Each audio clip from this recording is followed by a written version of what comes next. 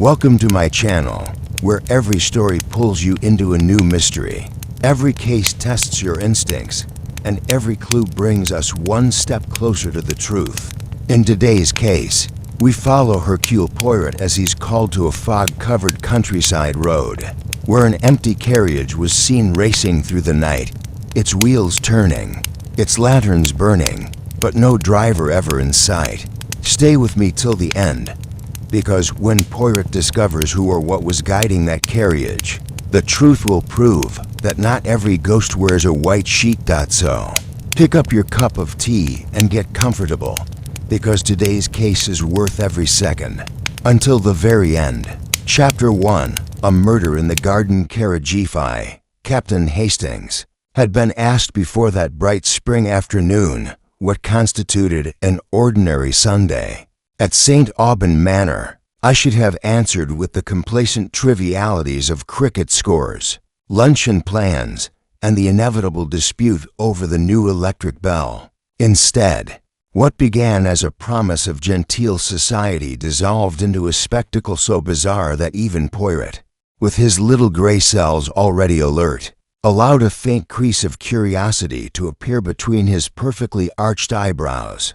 The manor was hosting the annual garden gala glittering affair, where silk and lace mingled with the scent of roses, and the carriage paths shimmered with polished wheels and silvered mirrors. The jewel of the display was a curious new attraction, an old-fashioned garden carriage, on loan from a collector in the south of France, which had been rigged as a whimsical driverless demonstration. The inventor, Monsieur Lucien Marceau, a gentleman of precise tastes and an accent as clipped as his linen, had assured the guests that the contrivance was entirely safe, a marvel of concealed mechanisms and balanced weight, designed to move on its own along the gravel path, guided by subtle forces no one but the inventor fully understood. It was in the pale light just after tea that the incident occurred. The carriage, white, with carved roses etched into its panels and silver lanterns gleaming like wide-open eyes, was to perform its demonstration for the assembled company. Monsieur Marceau, with a flourish, released the subtle catch, and the carriage began to drift, as promised, along the path without visible impetus. A murmur of appreciation rippled through the guests.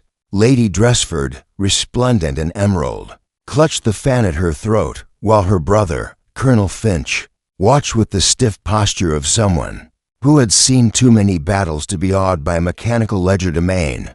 Poirot, who had been quietly observing from the margin, his mustaches unperturbed, leaned slightly toward me. "Hastings," he said softly, "note how the lady's right hand trembles a very little. Not fear, mon ami, something else.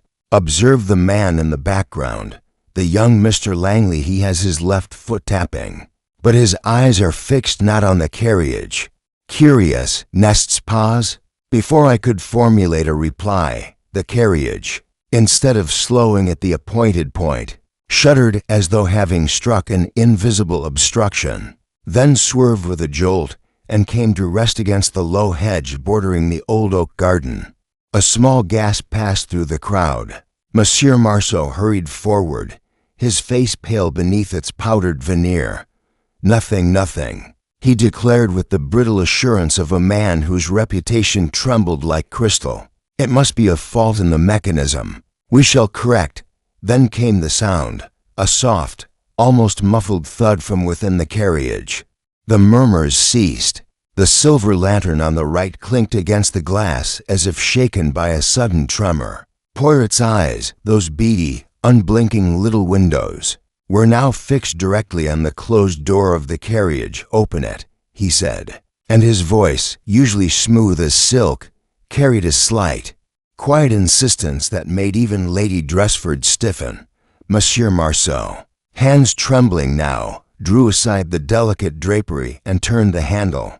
The door protested in a little creak and gave. Inside, reclined as if in a grotesque parody of sleep, was the body of Sir Reginald Haversham, the celebrated financier whose investments touched the lives of half of London's aristocracy. His face was turned toward the small window, a look of startled surprise frozen there. His fingers, white and spread, clutched at the cushion. There was no outward wound. That was the first thing one noticed. And yet from beneath his collar, dark and still, a thin trickle of something, not blood, oozed with a slow discretion, like smoke curling from a candle burned to low. A silence heavier than any I had ever known in the drawing room of a country house. In the days of war fell. Even the distant children, who had been playing near the fountain, stopped and stared. Poirot stepped forward with that precise, measured gait of his. He put his gloved hand lightly on the back of the carriage seat, then withdrew it without comment. He moved to Sir Reginald's face, and for a moment I thought he would touch the body, but he did not. Instead, he closed his eyes as if taking in, not with sight, but with something deeper. Sir Reginald's silk cravat had a faint smear, no, not a smear, but a suggestion of dampness, a slight discoloration on its inner fold. His left glove lay on the floor of the carriage, the fingers slightly bent, and in the folds of his coat, a monogrammed handkerchief had slipped partly out, the edge damp in a different place than the cravat. Lady Dressford had gone pale as the lilies near the fountain. Colonel Finch's jaw worked once, twice. Mr. Langley, whom Poirot had so keenly observed, looked away quickly, as if the carriage had become a mirror revealing too much. "Well," said Poirot softly, loud enough for the nearest to hear, "it is not a simple accident. Sir Reginald Haversham." The financier, whose name had been whispered with gratitude and resentment in equal measure in the clubs of Pall Mall, was dead, and the garden carriage, which had been meant as a charming piece of mechanized amusement, lay like a stage prop round a tragedy. The authorities, who had been present in the person of Inspector Grady, an earnest fellow with a notebook already in hand, moved in with official briskness, but Poirot raised a thin, admonishing finger. "Inspector, you will allow me, s'il vous plaît," he said. "The Zeitpunkt is not yet ripe for your conclusions."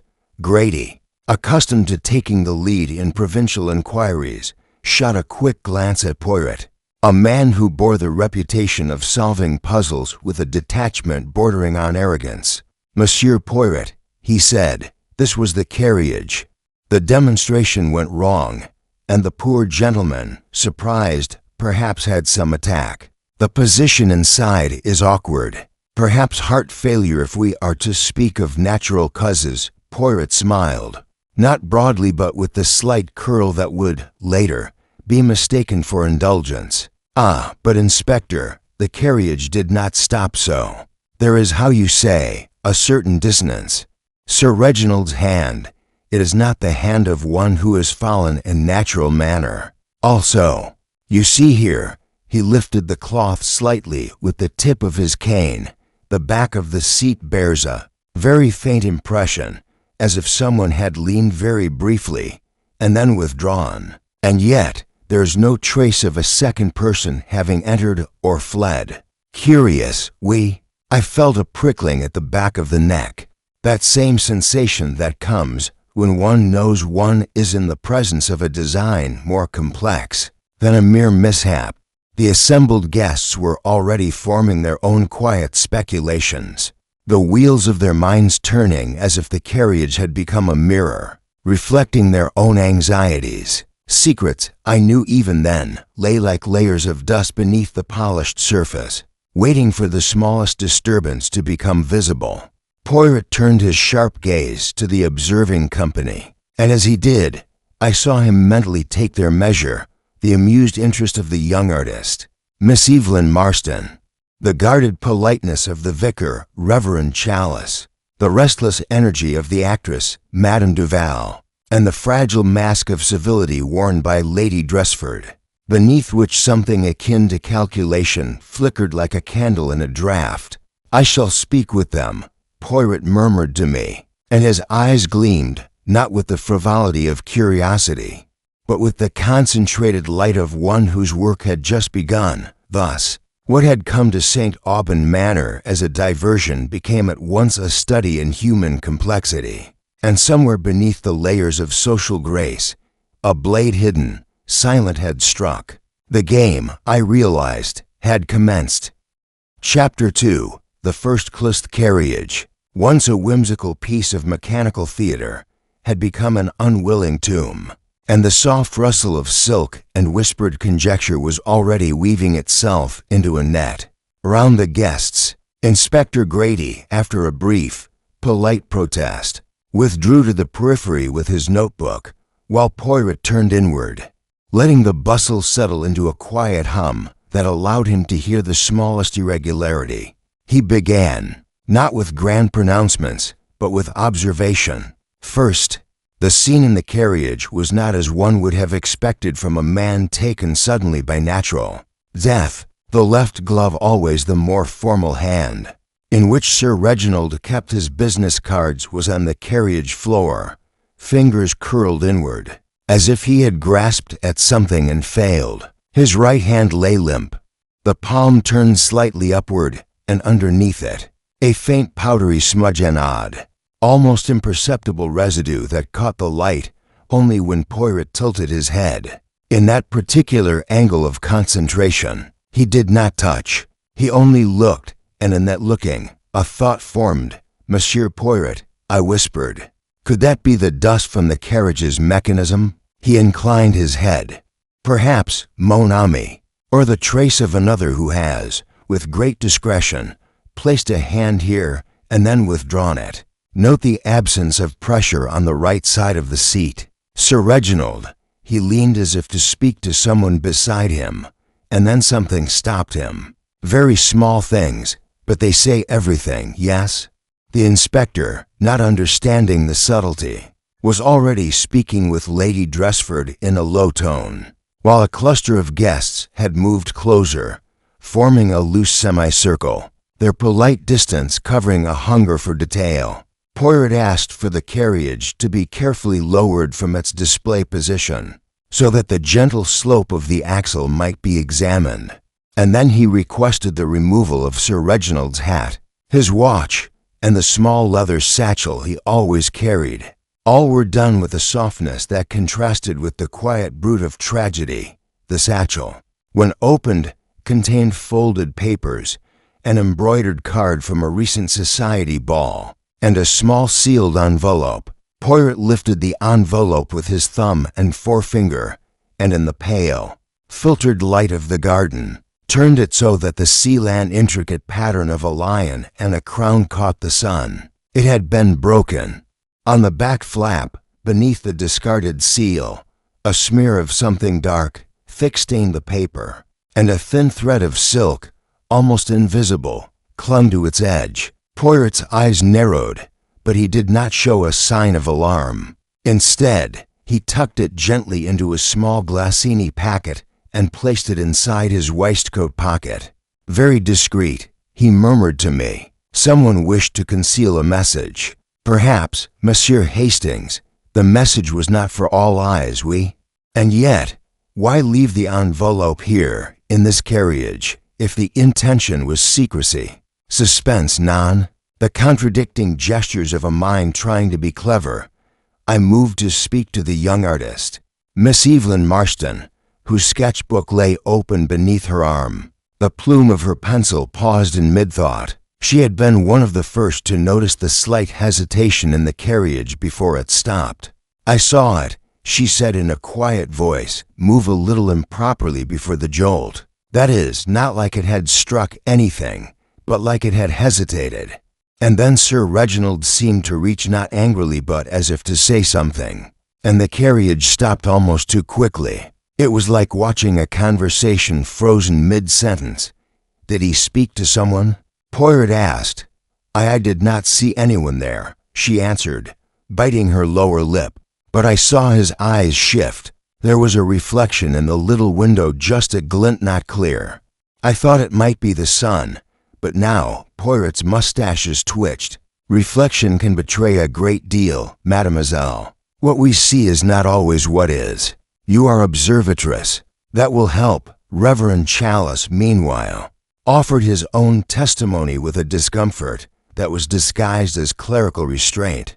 "I was near the fountain," he said, his voice carrying that faint tremor of a man unused to public confrontation. "I heard a soft, almost like a muffled cough, and then a slight rustle, as if someone had drawn breath sharply. I came forward, and the carriage was there. There was no sound of struggle. Sir Reginald's face, he looked as if he had seen something dreadful, but not in pain, more perplexity than agony."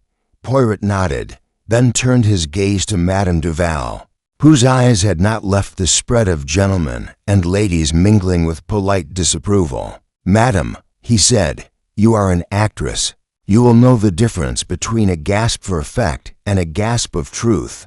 Did you see anything at all that, in your profession, would not belong to the ordinary?" She lifted a hand, delicate as if sculpted from porcelain, and lowered her lashes. "Monsieur Poirot, I noticed Sir Reginald's attention. It was fixed not on the audience, not on the carriage, but as if toward the lower pathway. And there was a slight perfume, very faint, that mingled with the scent of roses, not the usual gardenia, something sharper. It made me think of expensive imported essences, like those used to mask other smells." It was gone in a moment. Poirot's eyes gleamed. "Ah, the mind places perfume as a mask or as an invitation. We shall see."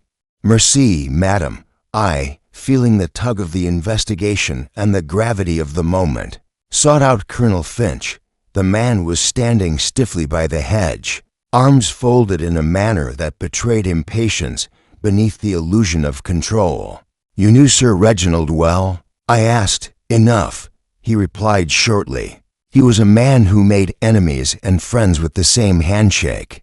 I do not believe in coincidences, Hastings. That carriage, it was to contrive for an accident.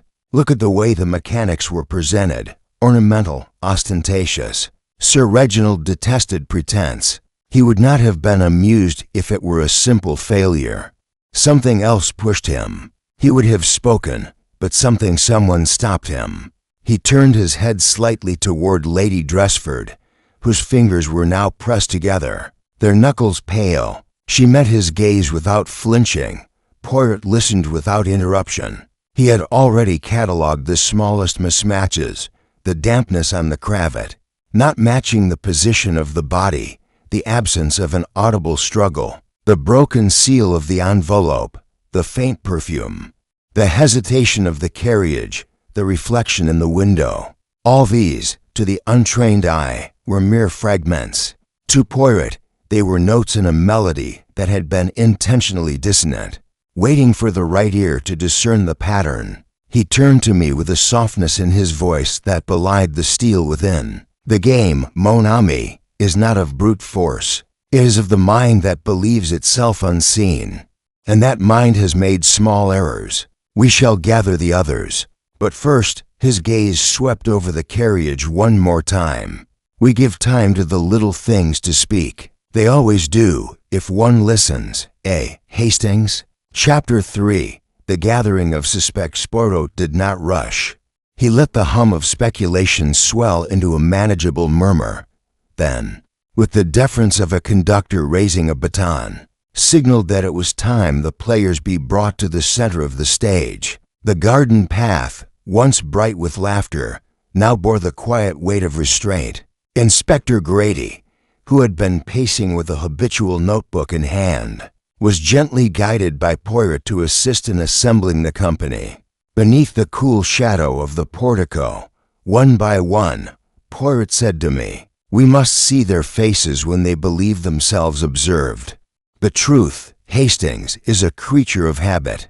It will reveal itself in the little twitch, the avoidance, the pause that is too long."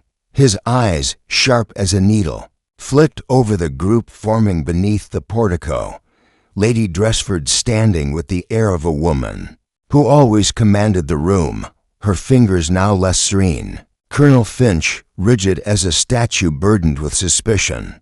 Miss Evelyn Marston, with her sketchbook closed now, yet her gaze unblinking. Reverend Chalice, whose hands seemed to clutch his notes as if they were a shield.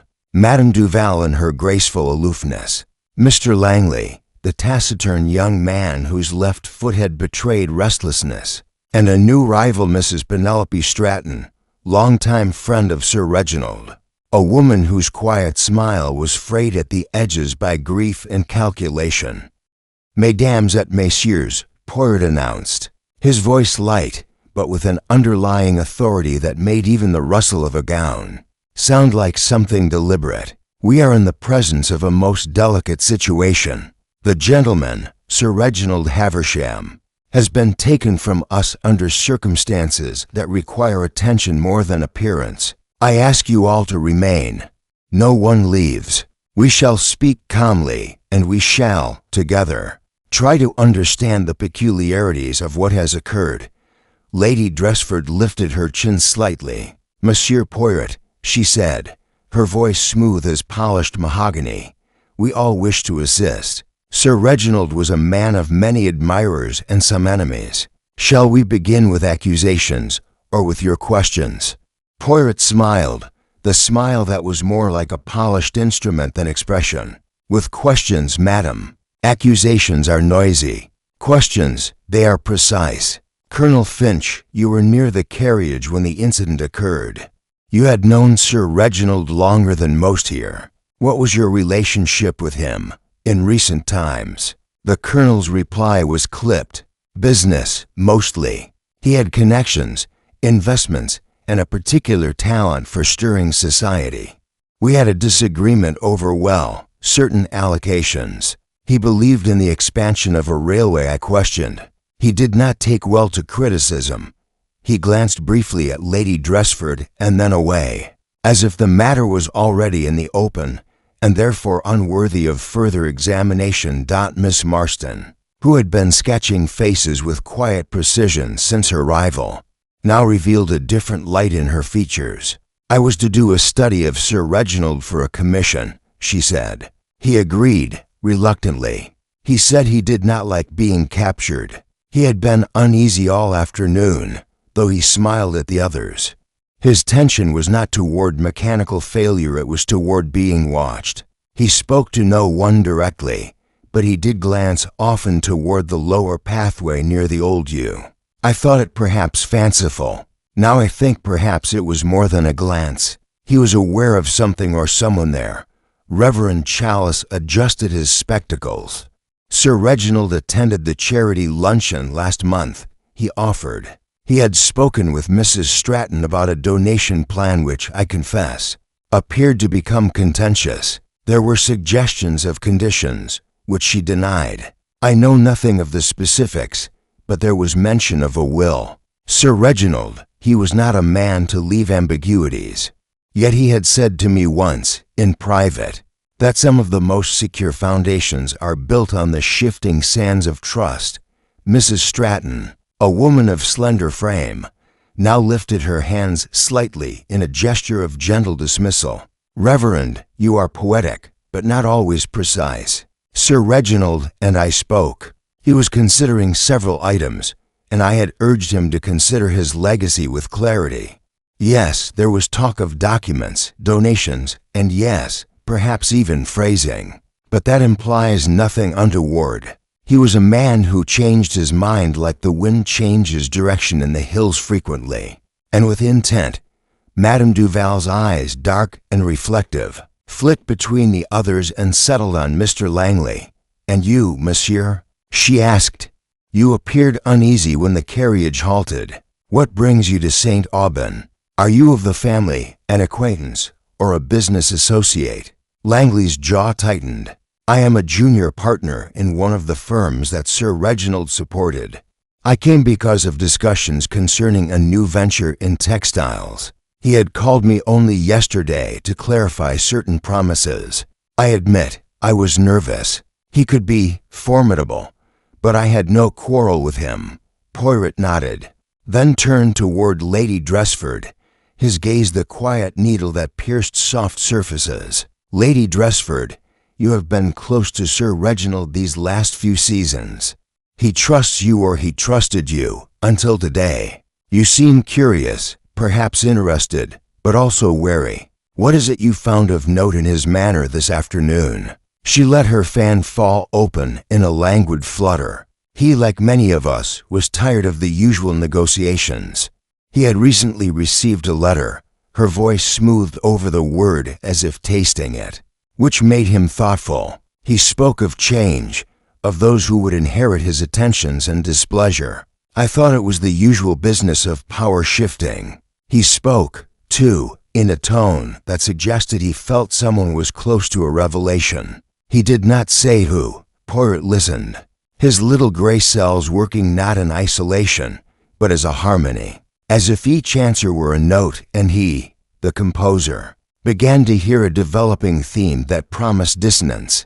He allowed them to finish before he asked the final question that, like a gentle probe, would reveal more than a blunt attack. "Who among you," he asked with a softness that drew eyes, "had the opportunity to be near the carriage without attracting notice? Not that I accuse, but that I understand." A conversation held, perhaps, in passing, that left behind the impression of a presence unspoken. A silence fell. The murmur of leaves stirred as if even the wind awaited. Eyes shifted subtly, some to the corners of the portico, others to the ground. Poirot, with a tiny nod, did not pursue that question further immediately. He had planted a seed. The moment, he knew, would grow in impressions and contradictions. As the group dispersed to allow further examination and time, Lady Dresford remained, her gaze drifting toward the lower pathway, and Mr. Langley, who had excused himself with a polite bow, paused and looked back once, just long enough for Poirot to catch the very brief flicker of something regret or fear, before the mask of composure returned. Chapter 4. Poirot arrives. It would be a mistake. I soon realized, to think that Poirot's rival had been merely physical. He had arrived fully when he chose the moment to move from observer to architect. Up until now, he had watched, collected, and measured. Now he stepped forward with a clarity that changed the shape of the room. The little gray cells, which had been quietly turning, now clicked together like the gears of a finely tuned mechanism, and the patience of silence felt the precise pressure of intention. He gathered the principal players once more beneath the portico, but this time with a different air. There was no need for persuasion. The gravity of the moment had made them inclined. He did not begin with the tragedy of Sir Reginald's death. Instead, with the soft, deliberate cadence that had become his signature, he spoke of what the world saw and then of those things the world had not noticed. "Mesdames et messieurs," he began, "you have all been very generous with your impressions. That is good. The mind that is false always gives too much or too little. I have observed many small things, but there is something the official story says which is not entirely right. Inspector Grady believes, perhaps with the natural desire for simplicity, that Sir Reginald's death was the consequence of surprise and accident. It would be easy, n'est-ce pas, to place the blame on the carriage itself, that convenient machine which has now become a character in our drama." He paused, and the soft rustle of the nearby magnolia leaves seemed to lean forward. "But I have the honor to inform you that the machine did not kill Sir Reginald. The machine was a stage, and on that stage, something was performed.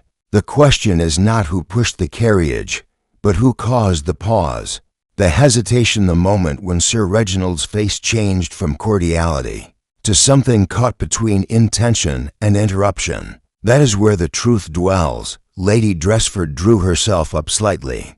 "You imply, Monsieur Poirot, that someone interrupted him? That someone spoke without being heard? That seems rather poetic." Poirot's mustaches curved in a smile that did not reach his eyes. "Poetry, madam, is simply truth with the unnecessary removed. The interruption was not always spoken. Some interruptions are gestures, glances, the placing of an object, a movement that says, 'Stop. You will not continue.'" Sir Reginald's hand, his left hand, was in motion as if to communicate. Then he stopped. Something arrested him. "We will come to that. Inspector Grady, who had been watching with a thin patience, shifted. "Monsieur Poirot, you said the carriage is only a stage." The mechanism faltered. The demonstration was altered. There was a strange sound from within. Could that not be indicative of a struggle, or of the victim's surprise at the carriage's movement? "You say he was interrupted. By whom?" "There was no one in the carriage with him. There was no one physically in the carriage," Poirot replied smoothly, "and yet there was a presence. Presence, mon ami, is not always weight. A look, a pause, a signal the mind is capable of making another stop without touch. We are dealing with subtlety." He turned to me, and in that glance I saw the silent permission to go deeper. "Hastings, you will remain close. I wish to learn tone and shadow." He then directed his attention to Mr. Langley with a small, polite inclination of the head. "Monsieur Langley, you were near, yes? You had, how you say, interest in the movement of the carriage, and yet your gaze was elsewhere. You show a movement of foot restless when the attention of others is fixed. That is not guiltiness in itself, no, but it is the sign of one who walks a path and fears another's shadow. You told us you had business with Sir Reginald. Did he speak of something that made you uneasy?" Langley flushed marginally, then answered with controlled restraint. "He spoke of fulfilling obligations. Some were delayed, some were reshaped. He was exacting, as he always is. I was uneasy, yes, but not with him. With the possibility that, in the shifting of terms, promises would not hold. I did not wish to lose the chance to prove myself." Poirot's face did not betray amusement or doubt. He simply inclined his head and moved, almost imperceptibly, to the next subject. "Madame Duval, you have the gift to see emotions pretense cannot hide. When Sir Reginald's face changed, what did you perceive?" She lifted her eyes slowly. "He was startled not by the carriage, but by something beyond it. There was a minute delay between his glance and his reaction, as if he had seen something reflected, and that something was not himself. Then he pulled back, not fully turning, but enough to show hesitation. I have seen actors do less convincing performances." Poirot's gaze shifted, deliberate. "To Lady Dresford. Madam, the letter you mentioned, did it speak of people who were to inherit, or of those who would lose their place if the balance were altered?" "It hinted," she said, "at loyalty shifting. Sir Reginald questioned who would stand with him, and who would step aside quietly. He wished for clarity in a world that preferred shadows. That is all. And you," Poirot continued, turning gently to Mrs. Stratton, "were in conversation with him about phrasing. There's a difference between advising and guiding. Which one were you doing?" Mrs. Stratton's smile was thin. "I was suggesting precision. He wished to define. I have no more to add beyond that. He was a man who built then reconsidered. Nothing more secretive than that. The questions, while seemingly casual, were not. Each pairing of name, memory, and nuance was a thread Poirot held and weighed. He was not yet pulling hard. He was feeling for the tension in the web, knowing that the right tug, at the right moment, would cause the pattern to reveal its hidden structure. Finally, he raised his hand with a softness that ended the exchange for the moment. "We shall speak again. For now, I wish that no one leaves the grounds. The day has grown both long and thin. The truth, Ms. Amos, is patient. It will make itself known to those who do not force it. But listen, I will take my time." Chapter 5. Initial interviews begin. Garden, which had been in its earlier hours a place of polite distraction, became under Poirot's direction a theater of examination. He did not summon them all at once this time. Instead, with the careful economy of a surgeon, he selected his first pair, those whose reactions had been most marked by smallness. Miss Evelyn Marston and Monsieur Langley. He wished, he said to me afterwards, to begin where the ripples were faintest, for the faint ones often betray the first touch of the stone. We went first to the small summer house overlooking the lower path. A place shaded by ivy and heavy with the scent of damp earth. Miss Marston sat with her hands folded neatly in her lap, her eyes steady. The sketchbook closed but not forgotten. Poirot did not begin with accusations. He began with what she had seen, and then, as a painter blends color, he added gently shades of pressure. "You said," he began in his soft French cadence, "that Sir Reginald looked toward the lower pathway before the carriage stopped. You did not see a person, but you saw movement or reflection. Can you tell me what caught the light? Was it glass? Was it one of the lanterns? Or was it something more, something deliberate?" She considered, then answered, "It was not bright enough to be the lanterns. It looked like a glint, sharp, sudden, from a small surface. I thought perhaps he saw someone, then dismissed it. The reflection lingered for the barest moment, like a second image superimposed over his own. He turned his head, just slightly, as if to confirm, then stopped himself. That hesitation, he was about to speak, and then something held him back. Poirot's mustaches twitched.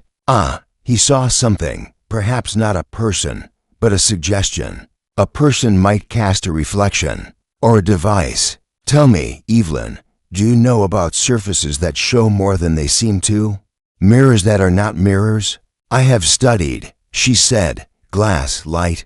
It is possible to hide between layers thin panes, reflections angled. One might see, without the other seeing you.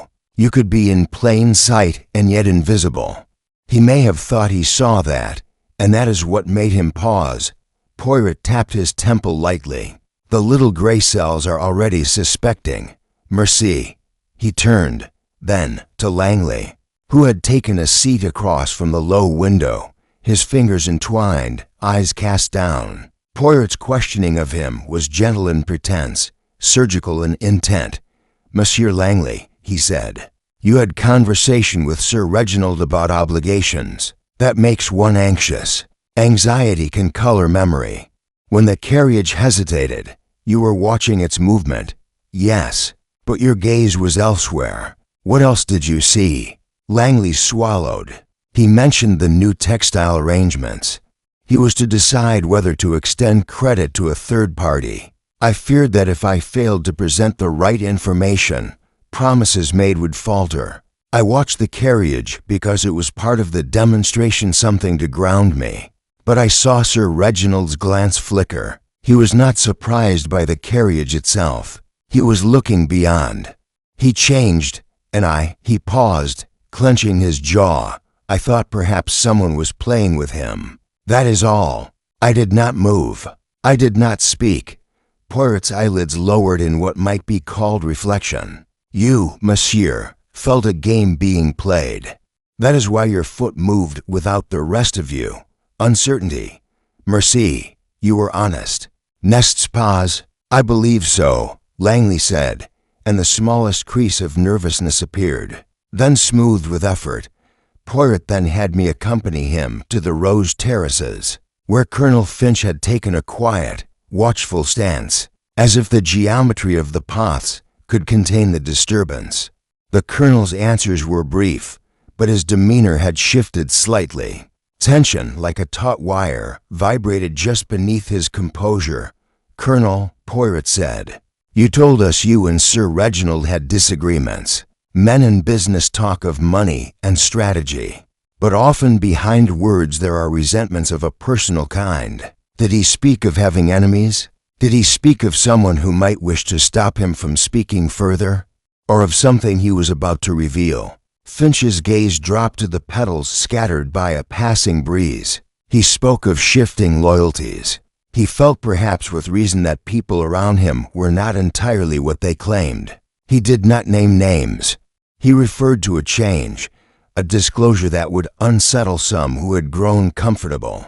He did not fear for his life. He feared that the consequences of that truth would ripple. I do not think he expected to die today. He expected agitation, not finality. Poirot nodded slowly. Agitation can be used as camouflage, non? A man unsettled is easier to misdirect. He did not press further at that moment. He collected, like a bee taking nectar drop by drop. Our next interview brought us to a bright corner of the greenhouse, wherein Madame Duval had been found earlier, the trailing ferns throwing lace-like shadows over the stone floor. She had been careful, as only one accustomed to reading the small betrayals of others could be. Poirot eased in with a question about performance and truth. "You said," he reminded her gently, "that Sir Reginald saw something in the reflection, then pulled back. Actors hide much by showing less. You saw the hesitation. Was there fear, or was it recognition of something he knew and did not wish to acknowledge?"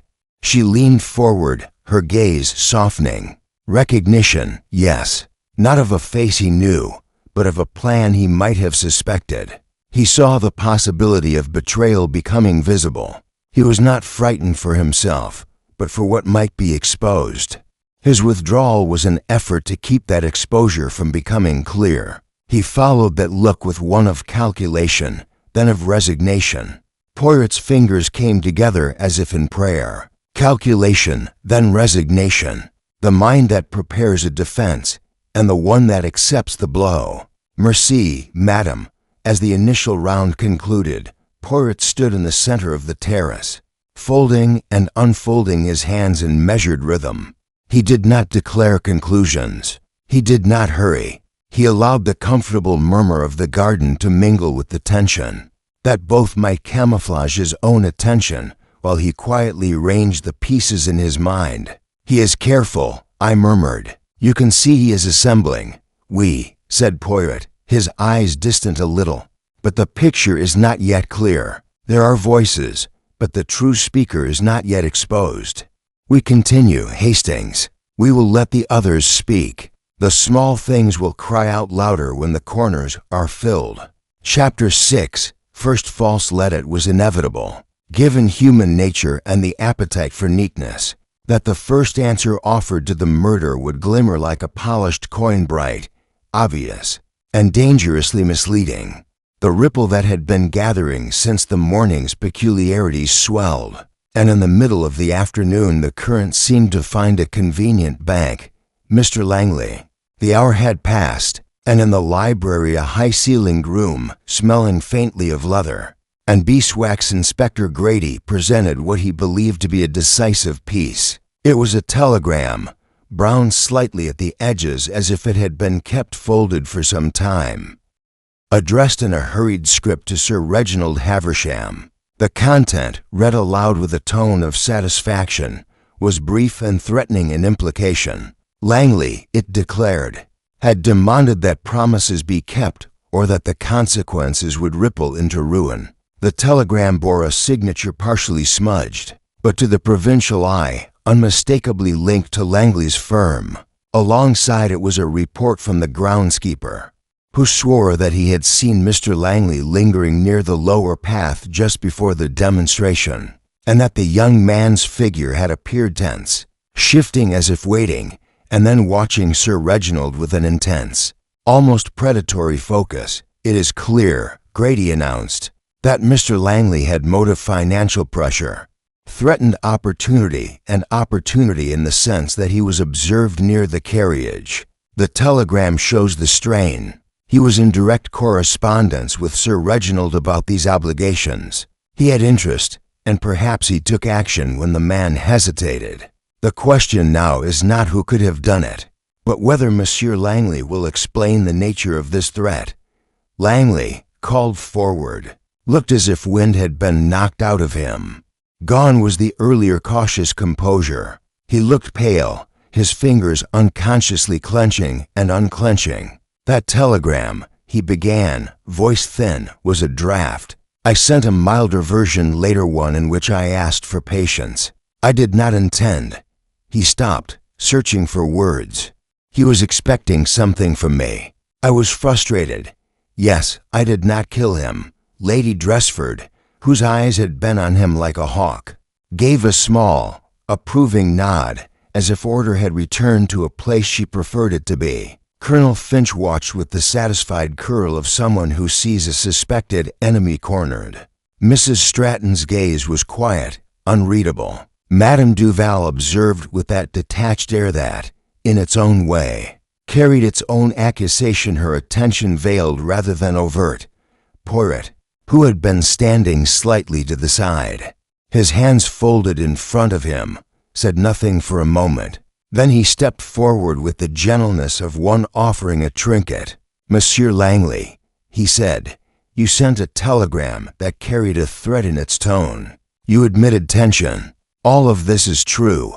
And yet, a threat spoken, even written with the heat of pressure, is not murder. The presence near the pathway, I accept that you were there. Why, then, did you not speak to him directly? If the promises of credit and consequence were so urgent, why hide in the shadow and send a missive that could be softened?" Langley swallowed.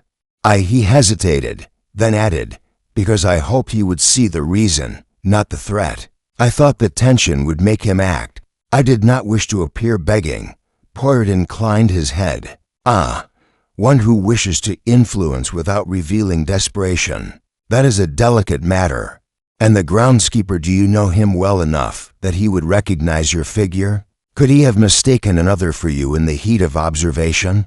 The mind, when it wishes to see certainty, does not always give clarity.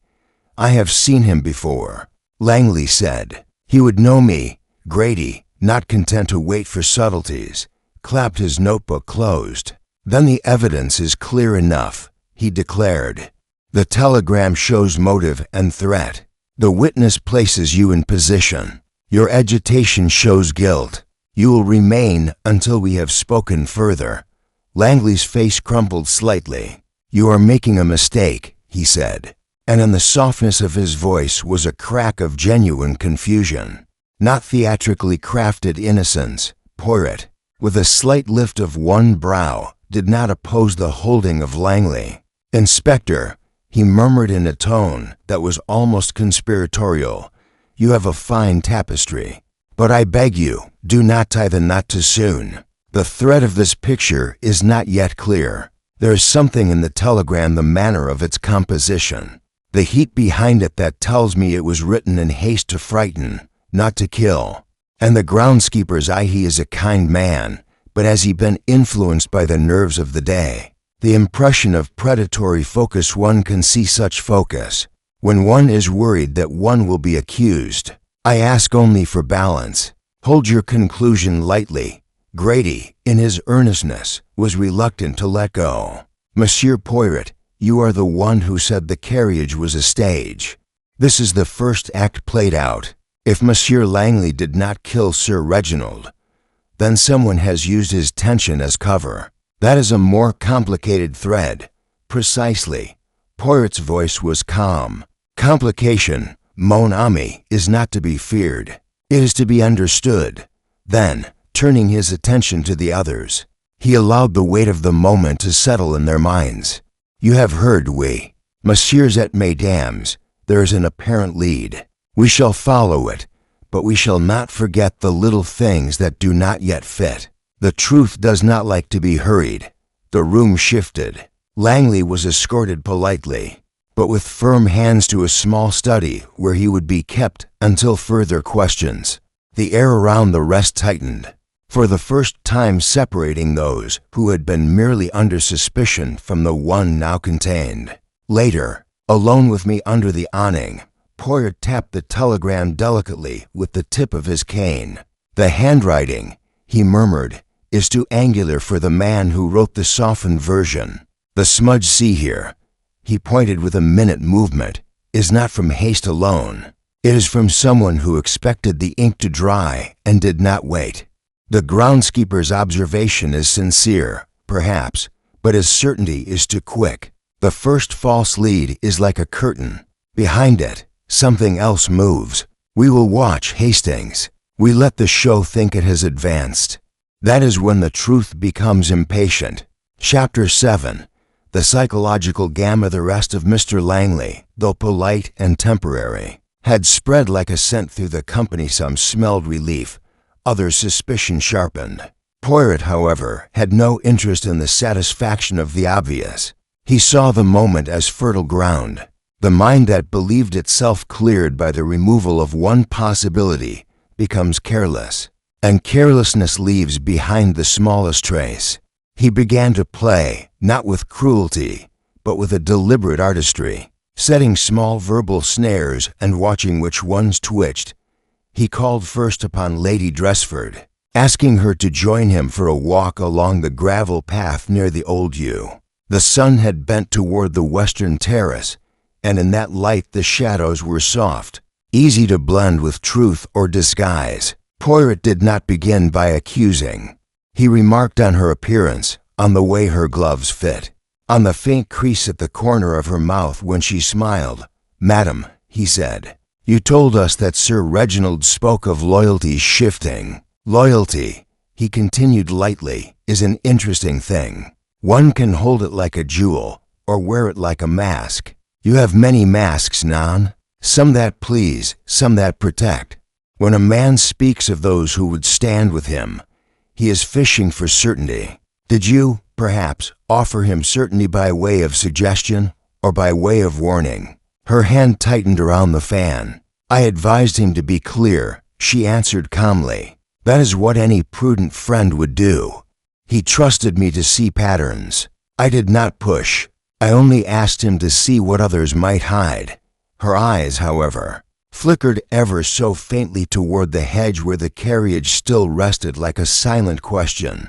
Poirot nodded, and in that nod there was no judgment, only the slow placement of a piece. "Patterns can be comforting and dangerous. You speak of others hiding. Perhaps you, madam, have seen a thing clearly, and you wished him to see it as well. One does not warn without a reason. Merci." Next, he sought out Mrs. Penelope Stratton. He found her in the small conservatory, fingers drumming a soft rhythm against the porcelain rim of a teacup. He sat opposite her without preamble.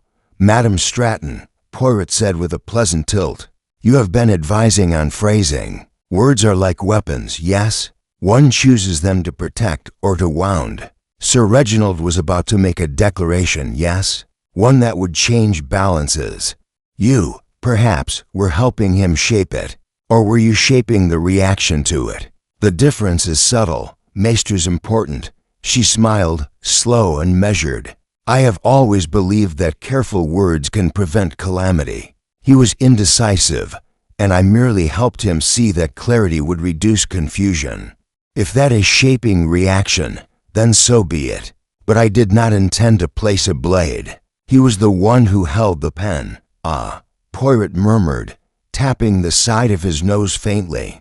"And yet a man who contemplates a blade might glance toward the hand that offers it. He might also glance toward the one who places the scabbard in his sight.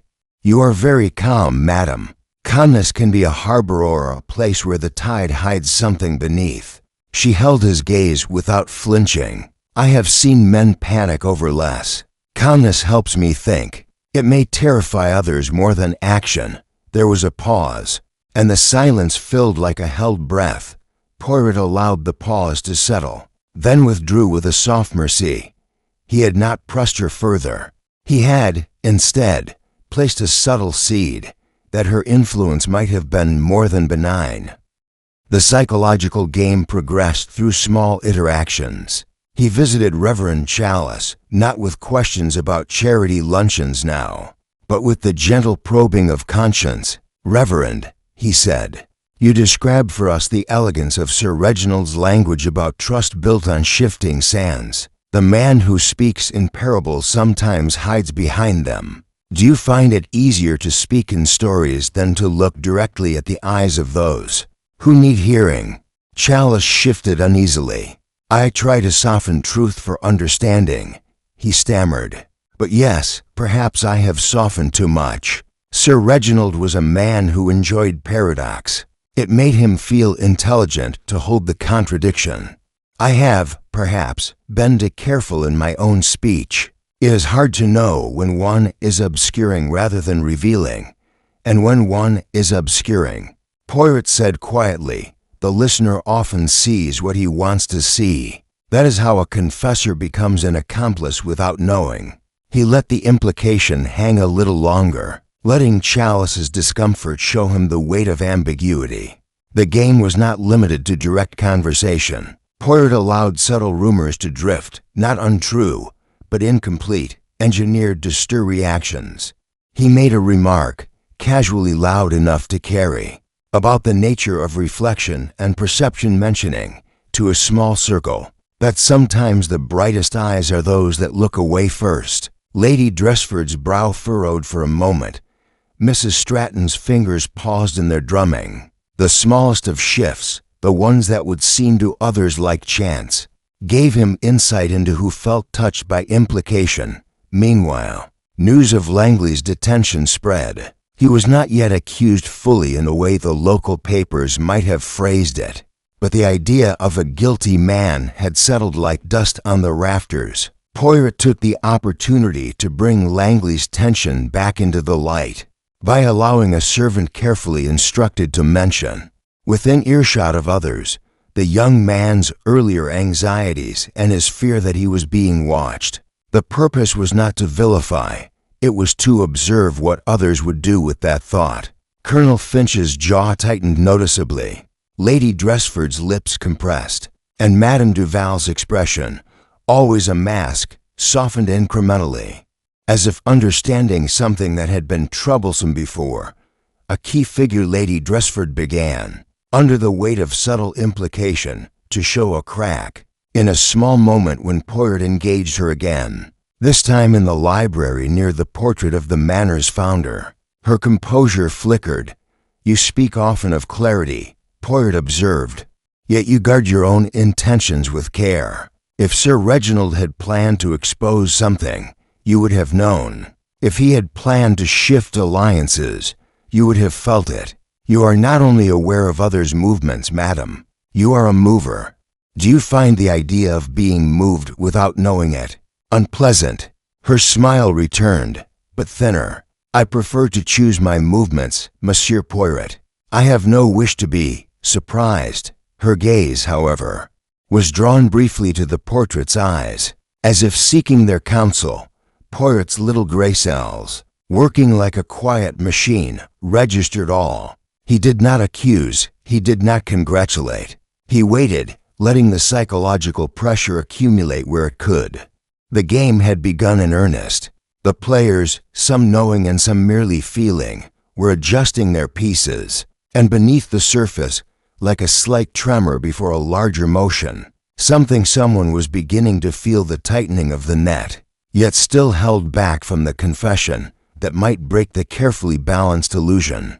Chapter 8. A secondary mystery. Tension, like a taut string, had not yet snapped, and the company at St. Aubin was beginning to feel the small vibrations of unease. In every polite smile, Poirot, whose little gray cells had been gathering echoes and reflections, allowed the current to settle for a breath only to be interrupted by something that altered its direction entirely. It was Evelyn Marston who brought it to him, her sketchbook clutched close, her face drawn with the concentration of one who has seen a thing that does not fit the pattern previously assumed. She found us in the conservatory, a place of ferns and framed sunlight, and her voice, though calm, carried a quickness that marked unease. "Monsieur Poirot," she said, "there's something missing.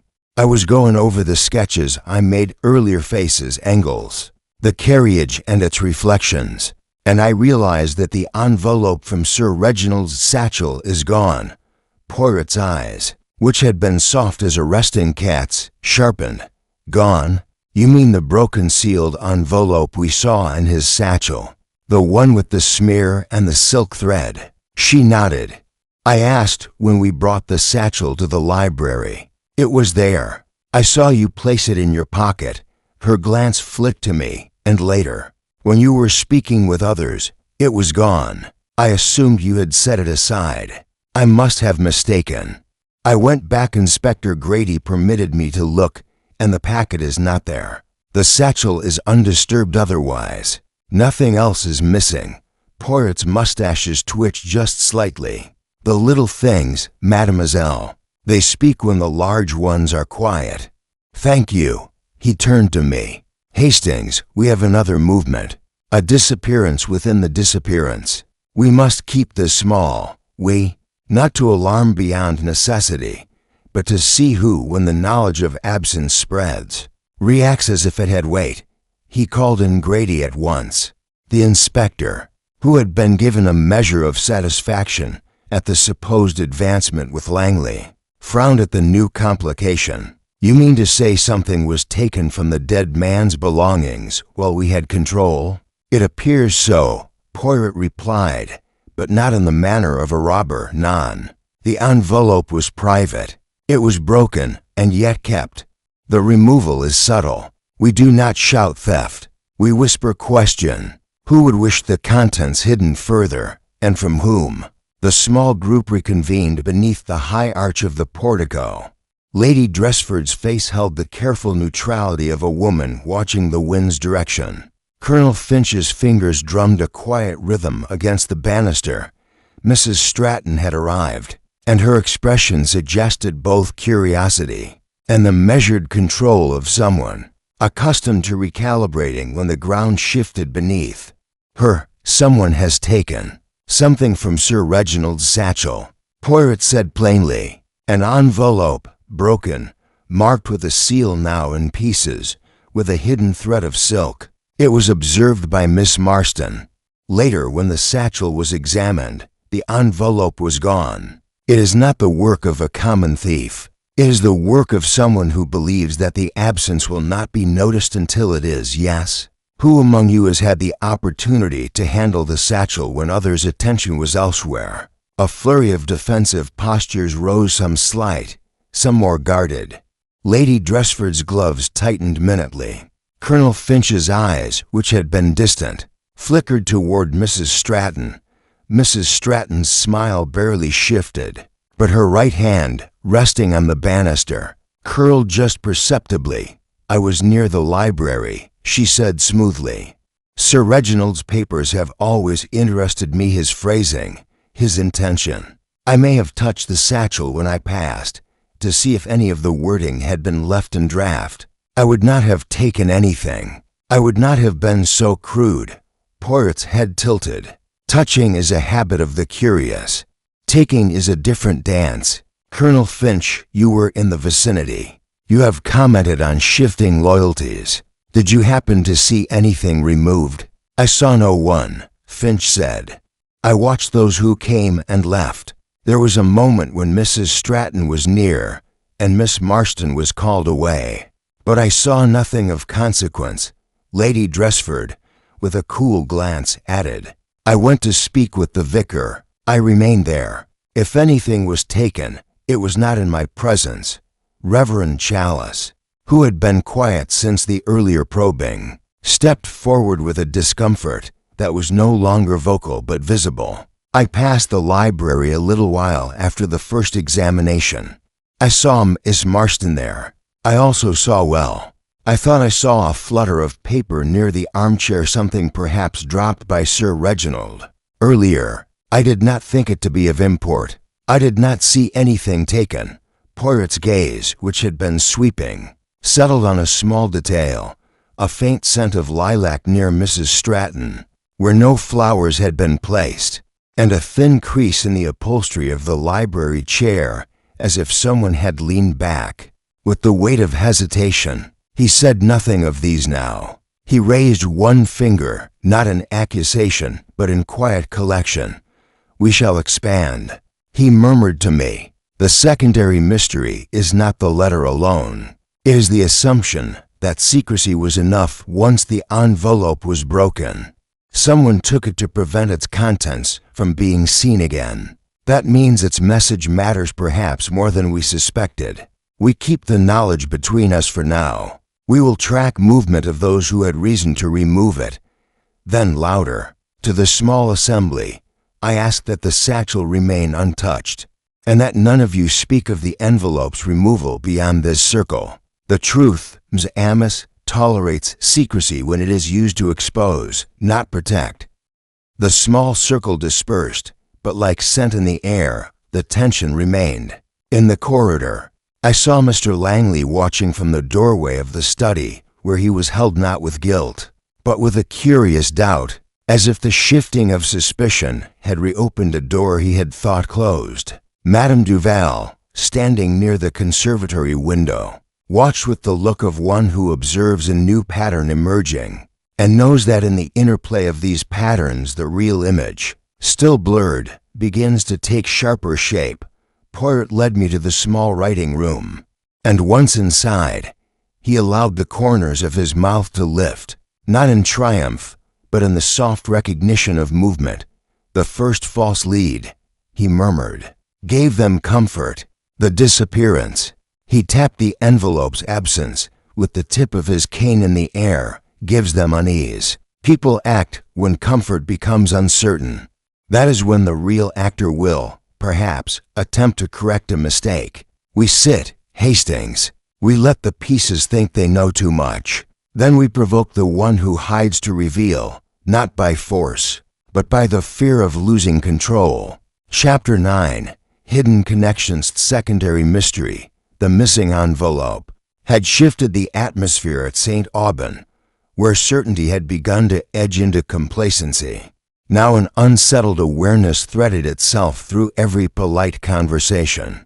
Poirot, who had allowed the false lead and the theft to ripple through the company, now turned his attention toward weaving the obvious and the subtle into a network, seeking how the lives and motives of the suspects intersected in corners where they claimed independence. He began with two who had appeared separate, Mrs. Penelope Stratton and Colonel Finch. The Colonel, who had insisted on business disagreements and shifting loyalties, was found in quiet conversation with Mrs. Stratton near the greenhouse.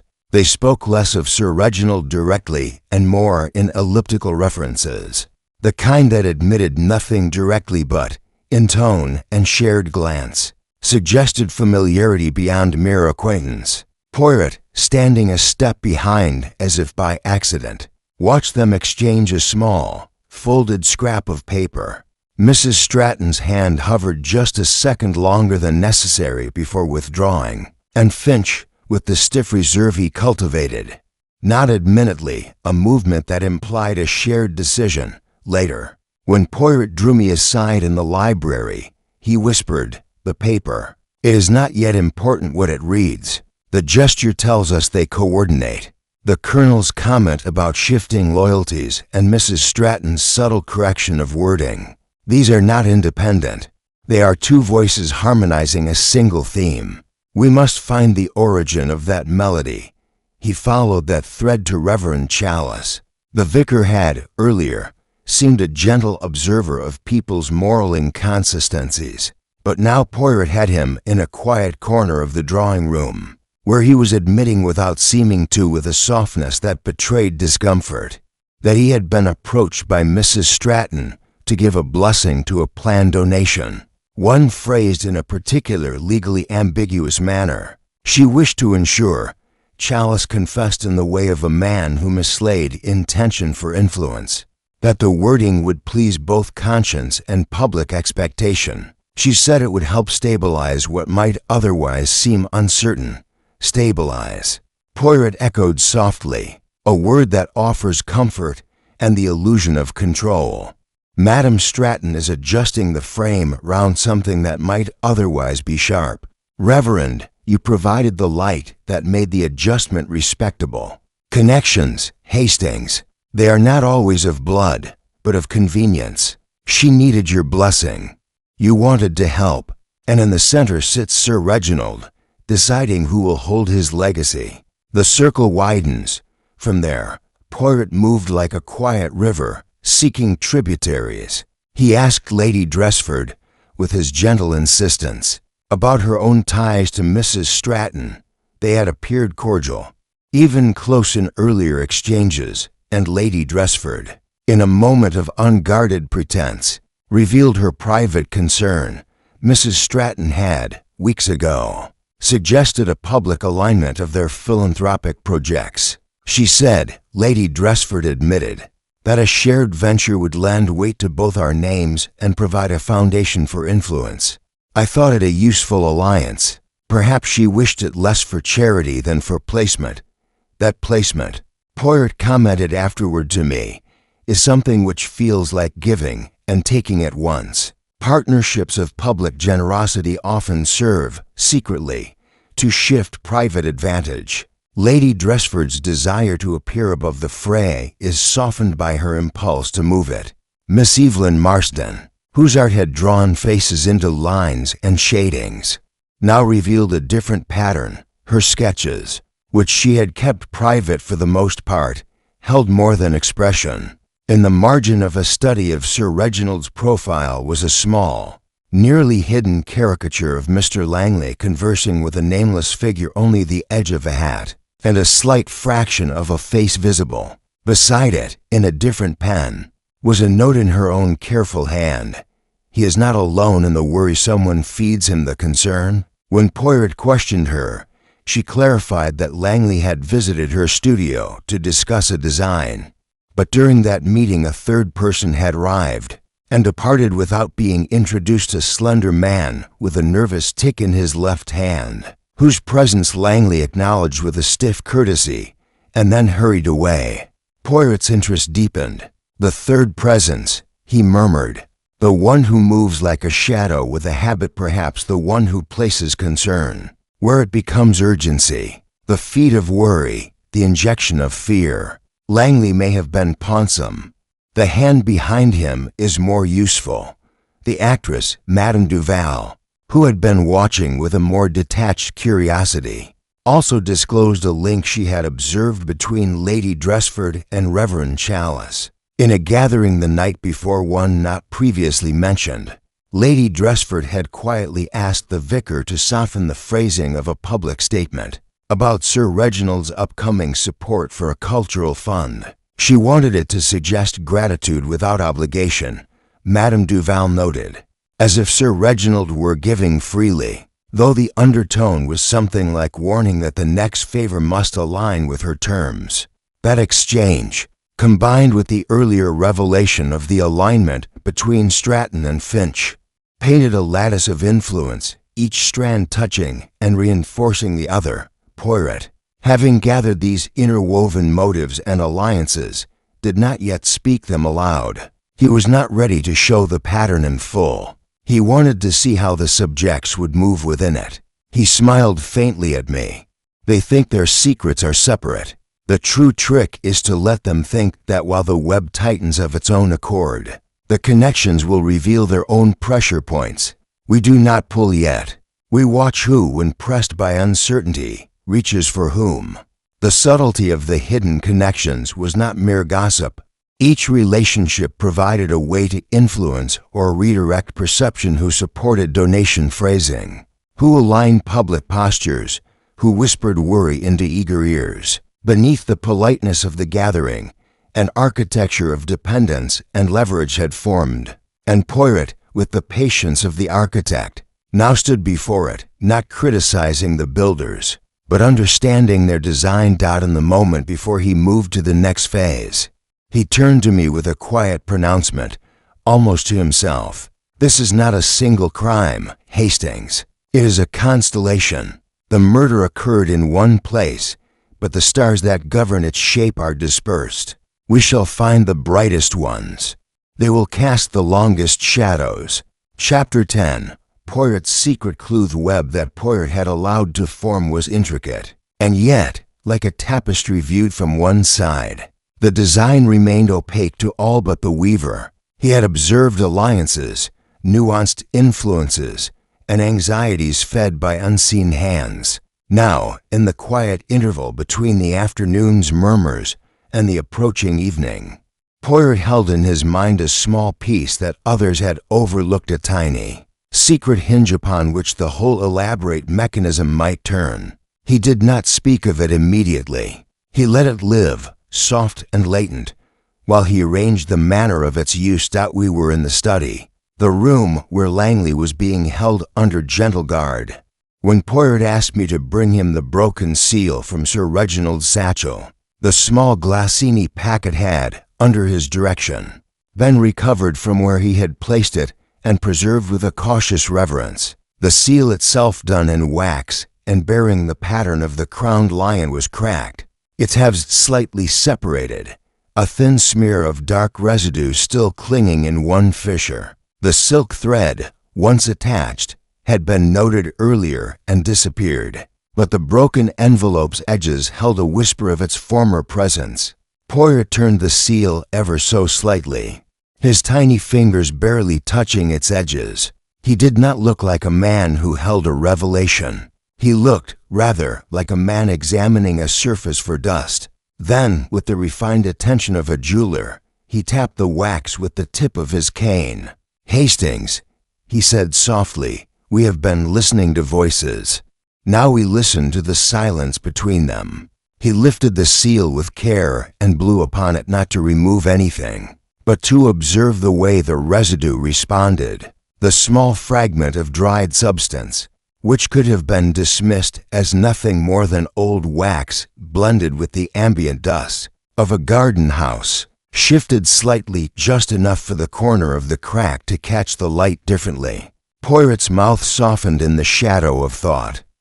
"See here," he whispered, and he drew from his pocket a small magnifying glass, the handle worn from years of use. Under its lens the smear resolved, not merely a shadow of wax and dust, but a trace of a fine, faint powder intermingled, something like the dust of a certain rare imported pigment, a blue so deep it had been used in the past for the lining of very private correspondence. The careful reader might have seen it as residue from a previous sealing, but Poirot's eyes, after having seen so many subtle lies, saw that the powder was not random.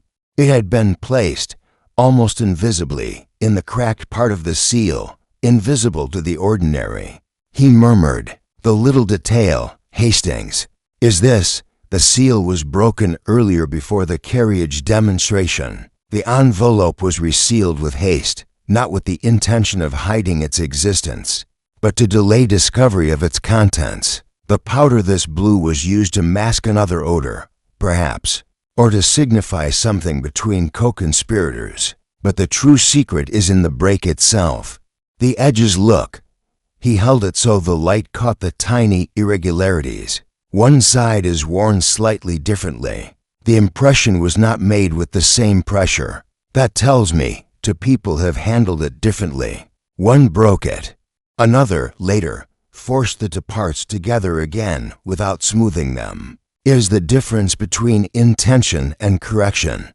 I nodded slowly. "So someone saw it broken, and then someone else tried to hide the fact it had been reopened?" Poirot's eyes gleamed.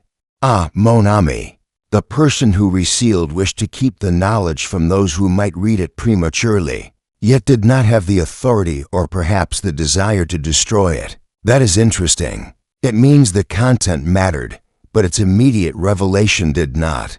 The one who broke it first, he or she had urgency. The one who patched it, caution. They are different minds, and between them, the true information waited, perhaps still within reach." He placed the seal gently on the desk. "We have a stratagem," he said. "The one who resealed believes the matter delayed. The one who broke it believes it hidden. Both have assumed the other's work sufficient. We will not confront either yet. We will use their assumptions." He looked at the small group of papers lying nearby Sir Reginald's drafts, the mixture of phrasing suggested by Mrs. Stratton, the notes of Reverend Chalice, and the quiet margin doodles of Miss Marston. "We will allow the first false lead to persist a while longer. It keeps the heat away. The stolen envelope's absence gives the perpetrator a sense of control. But the secret is this: the one who corrected the break will want reassurance that the content remains unread. The one who broke it will wish to know if concealment has worked. They will act. They will check. They will communicate. In that checking and communicating," he tapped his temple lightly, "they expose themselves." He drew a small plan on a scrap of paper, assigning soft, unnamed roles to the players. "We will watch who asks questions about the envelope without naming it. We will see who seeks the opinion of the other directly or through suggestion, regarding whether a thing has been seen. We shall let the tension between urgency and caution turn into a conversation. One will reassure, the other will probe. The true clue will surface not from a confession, but from the way they attempt to manage each other's fear. He folded the scrap, placed it in his coat, and turned to the window. The light was thinning, and the shade across the garden was growing long. Now, he added quietly to me, we set the stage. We let the players believe they have hidden the small thing. They have not. We will give them time to show us how they attempt to shield it. Then when the moment is right, the secret will come to us not as theft, but as a breath too deep in a calm room. Chapter 11. Tensions riseth evening brought a lowering of light and a heightening of unease. The web Poirot had allowed to grow now vibrated with restless energy. Underneath the genteel facades, alliances strained, suspicions wound tighter, and the carefully measured masks began to show tiny fissures as those caught between strategy and fear tried, subtly, to reposition themselves. Poirot watched, not with impatience, but with the quiet certainty of one who knows a storm is gathering and is noting the way the leaves begin to twist before the wind arrives. The first fracture appeared, not with a blaze, but with a small, sharp comment between Lady Dressford and Mrs. Stratton. They had been seen together in the music room, exchanging what had looked earlier like a friendly alignment of philanthropic plans. Now their conversation had the edge of covert rivalry. Lady Dressford, with her voice just above the level of ordinary politeness, referred to Sir Reginald's sudden reconsiderations and the need for those around him to remain transparent in intention. Mrs. Stratton, with a faint smile, replied that transparency was admirable when one's motives were pure, but that clarity without context could be used as accusation by those who sought to impose their own order. You have been advising him on phrasing, Lady Dressford said, the words soft, precise. Perhaps it is easier to shape public opinion when one controls the narrative before the fact. And perhaps, Mrs. Stratton returned, it is more difficult to hold sway afterward when others presume they see shadows instead of substance. The narrative is not made of words only, madam. It is made of trust. That trust shifts, as you know. Her glance flicked, ever so briefly, toward Reverend Chalice, who had entered with an air of unnecessary hesitation. The vicar stopped, sensing the tension, and then, with a courteous clearance of throat, excused himself. Poirot, from his position near the doorway, allowed the exchange to settle like a powder puff's soft impact. He did not intervene, but he made a small note not in a book, which he did not carry, but in the flicker of his expression and the small tightening of his hand. The two women had been aligned. Now, under pressure, they were subtly retracting, each placing a little blame under the guise of concern for propriety. The shifting, to Poirot, was more revealing than any direct accusation. The strain between Colonel Finch and Mrs. Stratton too deepened. The scrap of paper I had seen earlier handed from one to the other in a movement that might have been casual had, in the afternoon, become a point of silent contest. Finch, who had maintained a stiff neutrality, now talked in half-sentences about loyalty that requires active tending, and the necessity of protecting oneself from the consequences of too much candor. Mrs. Stratton, when approached by Poirot in the hallway, offered the same measured calm she always did, but her fingers betrayed her a slight tremor when she refolded the napkin at the coffee table. Poirot, as if not noticing, spoke of the difficulty of balancing transparency and influence, and she answered that the balance was a daily discipline. The air around Mr. Langley had become more volatile, held in the small study. His composure cracked intermittently under the pressure of being the apparent culprit, and of watching others subtly shift as though testing whether the spotlight had moved. He had received, anonymously, a small folded note slipped under the door during the late afternoon, a brief message composed of a few words in a hand that suggested urgency. Be calm. The first fracture will distract. Do not speak of the envelope. Trust the silence. Langley's hands shook slightly when he showed it to Poirot, who had requested to see all communications, quietly, without dramatizing the gesture. "Who sent this?" I asked. Langley looked away. "I do not know. I have enemies enough to imagine half the town would wish me uneasy. But this one comes from someone who knows the game is shifting. They want me to hold. They also want me to feel I am at the center. I do not know if it is help or manipulation." Poirot took the note between his fingers and smoothed it without comment. "The one who sent this," he said finally, "wants you to believe in the distraction of others. That, mon ami, is a form of direction. They do not wish you to look too closely at something, perhaps the very thing that is hidden, and yet not gone. Do not speak of the envelope.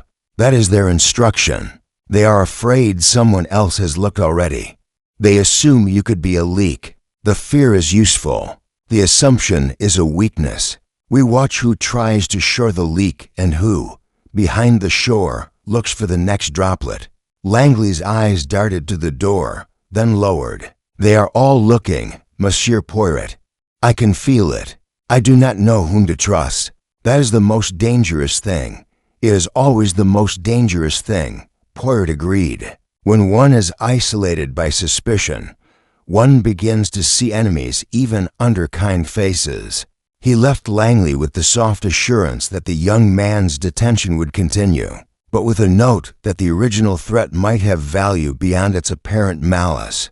The tension also found its way to Reverend Chalice. He was cornered, in a manner of speaking, by Madame Duval, who, with her artful neutrality, lifted the veil of his earlier guarded phrasing. "You soften everything," she told him, in that low voice of hers. "For whom do you soften the truth? For those who would shape it, or for those who would be spared its weight?" He stammered, trying to find a middle ground, and in doing so revealed not only the influence Mrs. Stratton had had in his earlier counsel, but also a hesitation that suggested he had already begun to doubt his own role in shaping the messages of others.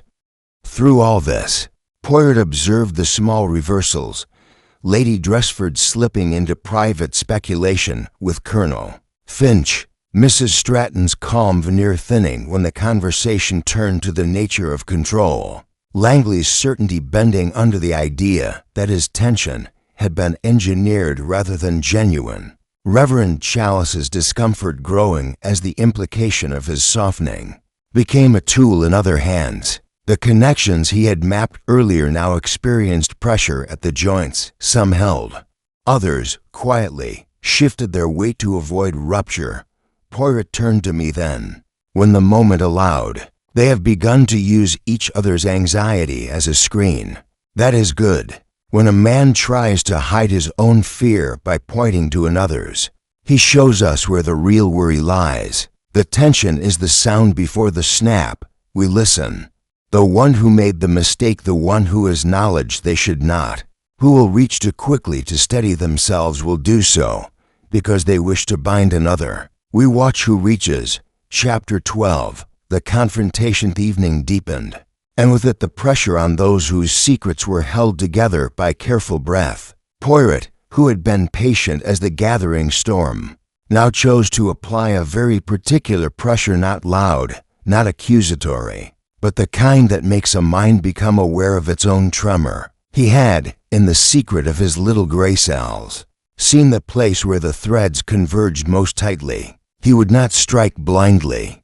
He would prod, softly, and wait for the person beneath to flinch, not in denial, but in the revealing involuntary motion of someone who had been balancing too many weights. He had arranged it so that Mrs. Penelope Stratton and I would be alone in the library, ostensibly to discuss the phrasing of Sir Reginald's intended public statement. The oil lamp cast a warm, golden glow over the room, gilding the edges of books and making the shadows between them seem like curtains. One might draw back. Mrs. Stratton sat, her posture composed, her hands resting calmly on the arms of the chair. Yet underlying that calm was a tautness. Poirot had learned to read as keenly as the texture of a handwriting sample. Poirot began with something that seemed innocuous. "Madam," he said, "you are a woman who understands the power of a word placed well. You advised Sir Reginald, you suggested, perhaps, that clarity could be a shield. Yet there is a difference between advising and preparing the shield for the one who does not know the direction of the blow. You have been careful, very careful, but I wonder does carefulness tire the hands that hold it? When one is careful, one notices the small undoing of another's care. You saw the envelope. You saw it broken. You saw it mended. That is not common knowledge. Tell me, was it the mending that gave you pause, or the breaking?" Mrs. Stratton's lid-like eyes blinked once. With the smooth economy of someone who had rehearsed calm, "Monsieur Poirot," she replied lightly, "I do not know of what you speak in terms of mending. There was an envelope, yes. Broken, perhaps. One cannot keep all the details of grief in the mind without them blending. I am concerned, as we all are, about how the idea of exposure will warp the narrative." Her fingers tapped the armrest, a rhythm so measured it might have been mistaken by others for composure. Poirot tilted his head slightly, letting the silence sit a moment longer than the comfort of conversation would allow. "Ah, yes, grief does that. It makes things muddy unless one distinguishes. The one who mended," he allowed the word to linger, "did so with the intention to delay revelation, not to destroy. That is the subtle thing. One who breaks and one who corrects act differently. The seam shows the haste of correction. You would know, madam, that there is a difference in pressure. One is a blunt force, the other a smoothing that leaves a fingerprint. Some might say the one who did the mending was gentle. Others would say the mender feared the broken thing would be seen too soon." Her smile, previously quick to settle back into placid elegance, fluttered just barely, like a curtain stirred from inside. "You are weaving metaphors, Monsieur Poirot, to make simple things seem complex. I am here because I wished Sir Reginald to present himself without confusion. That is all. People take a desire for clarity and turn it into a tale of conspiracy. The broken whatever it was of no consequence. He chooses what to reveal. He chooses with whom to align. I only helped him shape it for the public." Poirot's eyes, small and precise, did not move from her face. "You helped him shape the public, yes. You also sought influence over the private. You wanted to steady the frame before the picture was hung. That requires knowing what is hidden behind the canvas, does it not? If a thing is hidden and you wish to make the frame strong, you must know its edges. You have a concern for what is seen and for what is kept from eyes that would take advantage. That is not merely generosity." He leaned forward, the light catching the slight glisten at the corner of Mrs. Stratton's mouth. "You knew the envelope had been taken, Not only that, you knew its absence would cause unease. And you also knew here," he tapped lightly on the arm of the chair, "that someone had gone further to hide not only its absence, but its alteration. The mending was done with care so that one might believe it was whole, and yet you referenced only the broken, not the seamless repair. Why mention the break unless you had seen the attempt to hide that the content was still there? Deferred. You are protecting a process, madam, and not merely a phrasing, for a beat." The room held. Mrs. Stratton's calm showed a hairline fissure, the smallest quickening of breath, a fraction of an eyelid's twitch.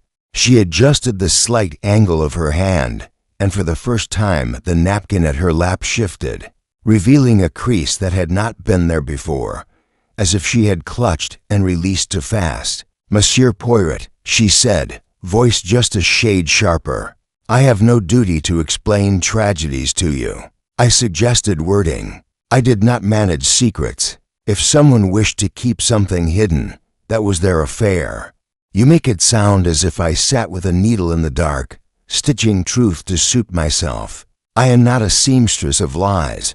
Poirot's smile was faint, not unkind. "No, madam, you are a steward of perception.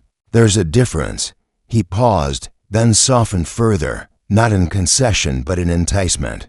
"You have influence over those who speak. You also have an ally who tends loyalty like a garden Colonel Finch. He shares your care for what is visible, yes. He also shares your knowledge of who might cut the root if not watched. The mending was done by someone who feared the breaking would be seen. The breaking was done by someone who sought urgency. You know both because you knit the frames.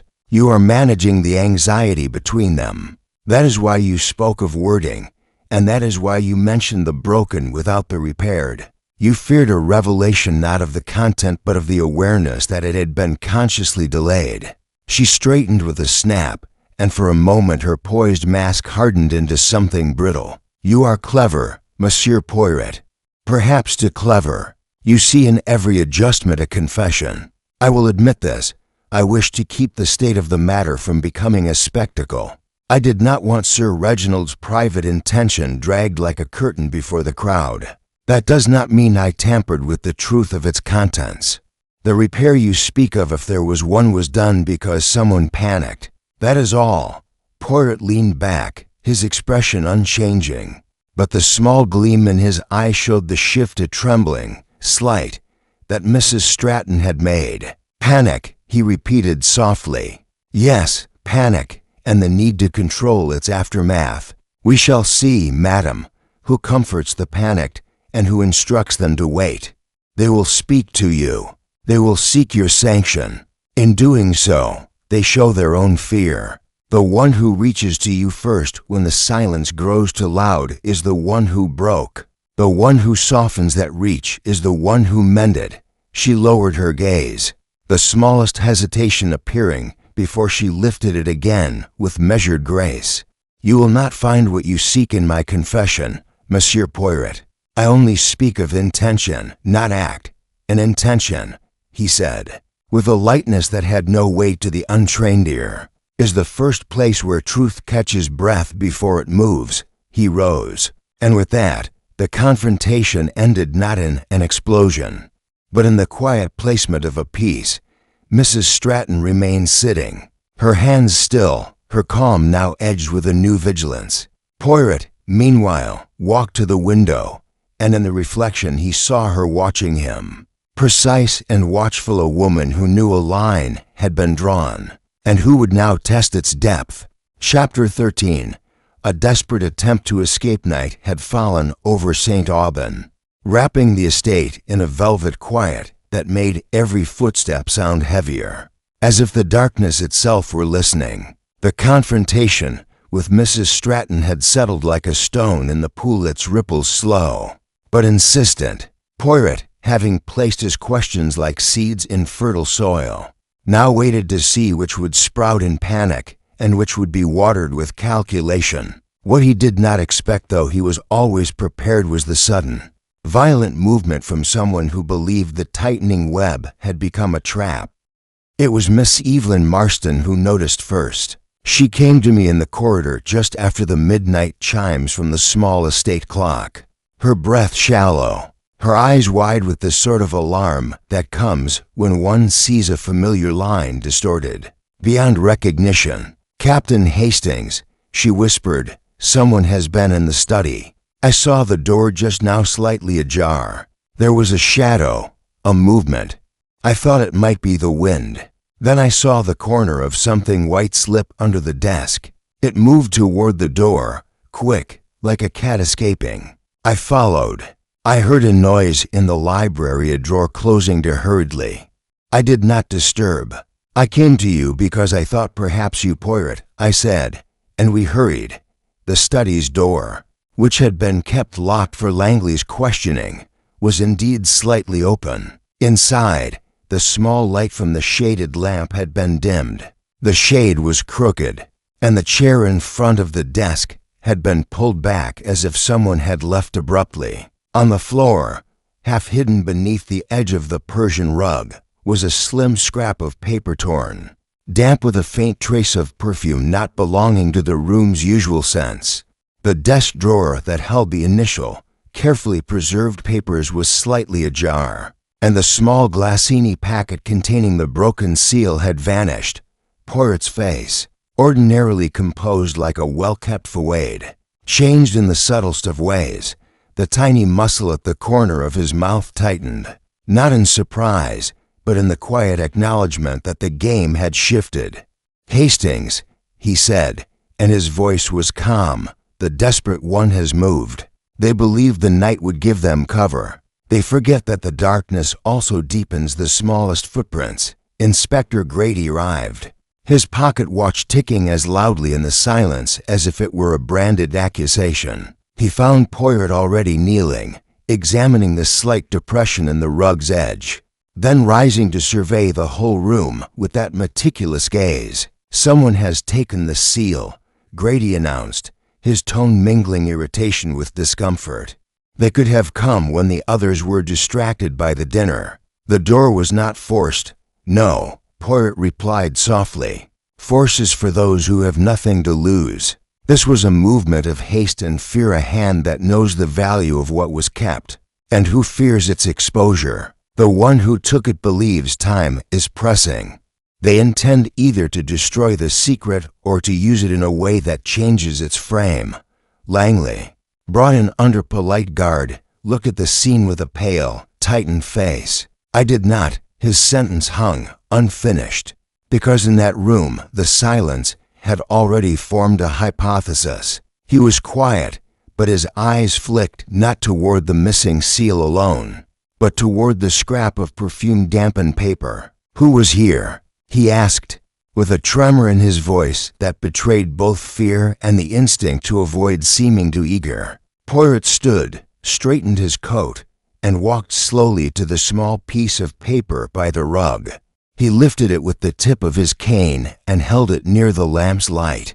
On its surface were several faint impressions like the ghost of writing, and the corner carried the residue of a different scent, a delicate, floral note mingled with something sharper, the trace of a rare imported cologne that Madame Duval favored for performances, when she wished to suggest presence without revealing intention. Poirot did not reveal that observation yet. Instead, he turned to the others. "Someone came," Poirot said, "not to speak. They came to take." They knew the value of the seal's silence and feared its revelation. The scrap of paper was dropped in a hurry. The scent was transferred by accident, an opening, a movement near the door, a breath too deep when one thought no one listened. "We have a desperate attempt, yes. Now we watch whom desperation makes careless." Mrs. Stratton appeared at the doorway, having been roused by the noise, her face unreadable in the dim light. "What is the matter?" she asked, without surprise, as if this turn were a possibility she had considered and accepted. "The seal is taken," Poirot said simply. "The person who broke and then had it smoothed has had their secret threatened. They come to either reclaim control or erase it. That is the movement of the desperate." He looked at her, then, with precise stillness. "Who among you would believe that stealing the seal would remove the tension? Who would think its absence would silence the truth, instead of making it louder?" She did not answer immediately. Her lips pressed together, and for a beat the tension around her eyes tightened. Then she said, coolly, "When a secret is endangered, one protects it. Perhaps someone felt the necessity to keep it from being used either by taking it or by preserving it. You think me implicated because I have influence, Monsieur Poirot. You are correct to consider the possibility. But the desperation is not always from the one who loses. Sometimes it is from the one who believes loss is imminent." Poirot's eyes, small and calculating, regarded her without judgment. "Yes, sometimes fear of losing control is itself the precipice.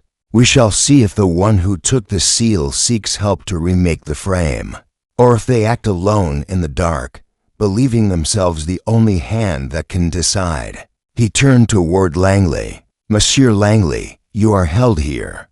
You had motive exposed, and now the object that was part of the puzzle has disappeared. That could be comforting or dangerous.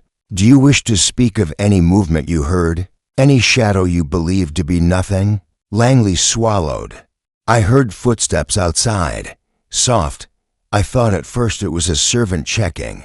Then a whisper, not distinct, and the air changed. I did not move. I did not want to seem obvious. The seal, it was here. I would not have taken it. I would not have known its value fully.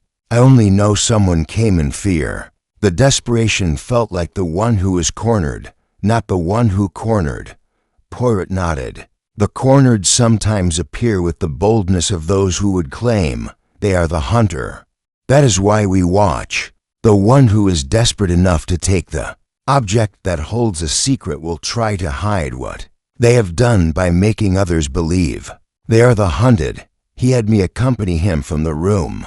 Before the discussions grew louder, in the hall, he pressed his fingers together. They have moved too soon, he said quietly. The one who stole the seal believed the first false lead, and the secondary concealment gave them enough cover. They were wrong. We now have a new pressure point. The person who tries to restore what was taken will show themselves. The one who tries to erase the original will act more wildly. We wait. The attempt to escape through theft has only made the true culprit more visible. In their desperate correction, Chapter 14, the final piece falls into place. Theft of the seal had rippled through the assembled company, like a pebble dropped into a clear ponderings, spreading, some overlapping, some colliding, but the surface not yet broken. Poirot had expected movement. What he had not expected was how the desperation would serve to sharpen rather than obscure. The one who thought themselves clever by stealing had only drawn a brighter line around their own shadow. Now the evening was thinning, and the last piece, small, quiet, surprisingly ordinary, slid into place, not from a confession, but from the way a single person, under pressure, misstepped. It began with a brief, almost casual remark from Reverend Chalice, made to Lady Dressford during a gathering in the drawing room. They were discussing the upcoming charity lecture, a subject which had previously seemed remote from murder and missing seals, when the vicar, in a tone of innocent reflection, said, "It is curious, is it not, how people try to protect their intentions with layers of language. Some will even repair what is broken and hope none will notice the seam. I have observed that the one who fears exposure most often speaks of clarity, while the one who has something to hide calls for patience." Lady Dressford's eyebrows lifted, and she replied, guardedly, about the problem of balancing candor and discretion. Poirot, who had been standing near the fireplace, listening with polite attention, allowed the conversation to ripple outward, the way one drops a trail of breadcrumbs and waits for the hunger to lead later. When the lights were lowered and the smaller clusters dissolved into quiet corners, Poirot drew me aside. "Hastings," he said almost in a whisper, though there was no need for secrecy in his voice. The vicar's remark was not accidental. He has been coached to speak of mending without naming the mender. That is what he thinks he is doing, offering a reflection on human behavior. He does not know he has placed the last tile in the mosaic. We went, as if by unspoken agreement, quietly to the small side parlor where Reverend Chalice sat, a book open but unread in his lap. His hands folded, he looked calm to calm. Poirot approached with the soft, unassuming step of a man who has come to offer comfort, not to accuse. "Reverend," Poirot said pleasantly, "you speak of seams and the one who covers them. It is a fine metaphor. You also offered Lady Dressford a notion that the one who calls for patience may be hiding. That is interesting, yes? Who taught you to frame it in that way? Who whispered to you that mending requires a look of clarity while the work goes on behind?" He paused, letting the question breathe, and Chalice's eyelids, which had been steady, flickered. Chalice began, but his voice, which often carried that soft parable, now had a tremor that betrayed an internal tug. "Mrs. Stratton suggested we emphasize careful language. She said that if we spoke of the attempt to make things whole, people would accept delay as virtue rather than concealment. It was a way to keep the public calm. I only took her suggestion and framed it as an observation." Poirot's small smile was not sharp. but it carried the weight of understanding. And the one who mended, did you speak to them about how to speak to others? Did you, perhaps, present the idea that the one who breaks will point to the one who delays, as if the delay were the deception? It is a clever reversal. The one who fears exposure teaches others to look at patience as a mask. Chalice's hands shifted. She feared the broken be seen before the prepared framing. She wanted the narrative to be steady. I only gave words to her concern, and in doing so, Poirot said, you showed us the seam. The one who instructs the caretaker of language to speak about mending, so that the mender can be seen as innocent, that one is near the hidden truth. You have placed a piece, Reverend. It was not your design. It was a direction. You have helped us understand the relationship between the one seeking to control perception and the one who holds the thread. He stepped back slightly. Merci. We left him with the quietness of someone who believes he has done good, and yet whose own carefully placed intention had given away the nature of the hidden hand. Poirot's eyes, as we walked down the dim corridor, were alive with that contained excitement of one who had assembled in secret the last necessary part. The mender and the advisor, he whispered, have been working together for influence. The vicar's language was seated. The one who broke the seal feared exposure. The one who smoothed it feared spectacle. The one who advises the messenger to speak of patience while presenting the delay as virtue.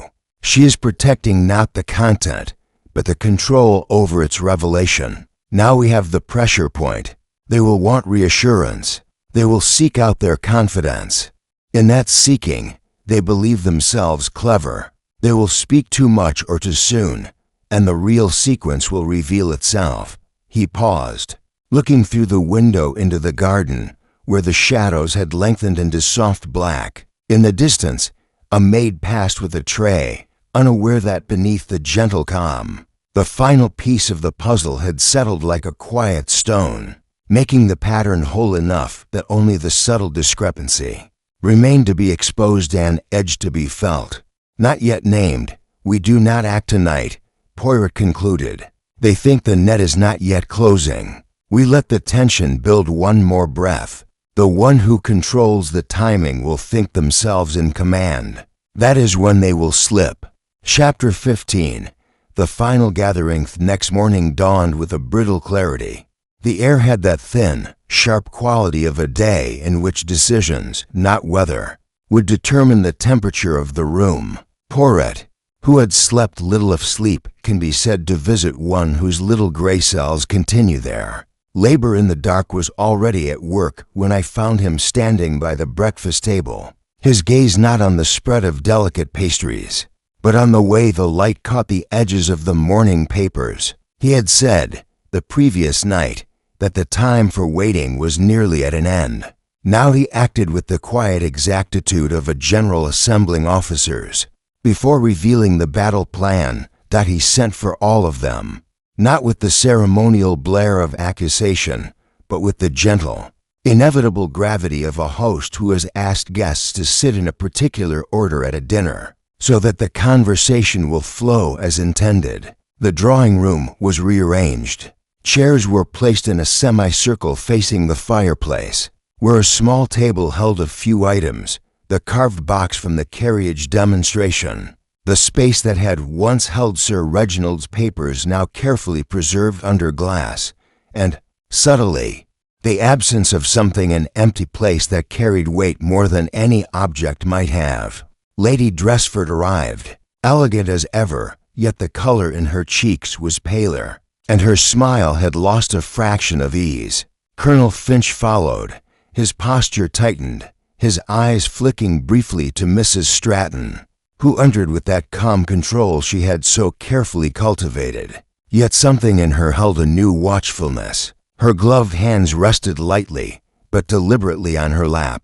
Reverend Chalice came next, carrying the air of the man who believes he is offering comfort, and yet his movements betrayed a new thoughtfulness, as if words now passed through a sieve before being released. Madame Duval was present, serene in her posed indifference, but her gaze sharp, assessing never missed the slight tremors of those around her. Miss Evelyn Marston arrived carrying her sketchbook, her eyes bright, not with naive curiosity, but with the quiet knowing of someone who had seen too many overlapping patterns to be easily misled.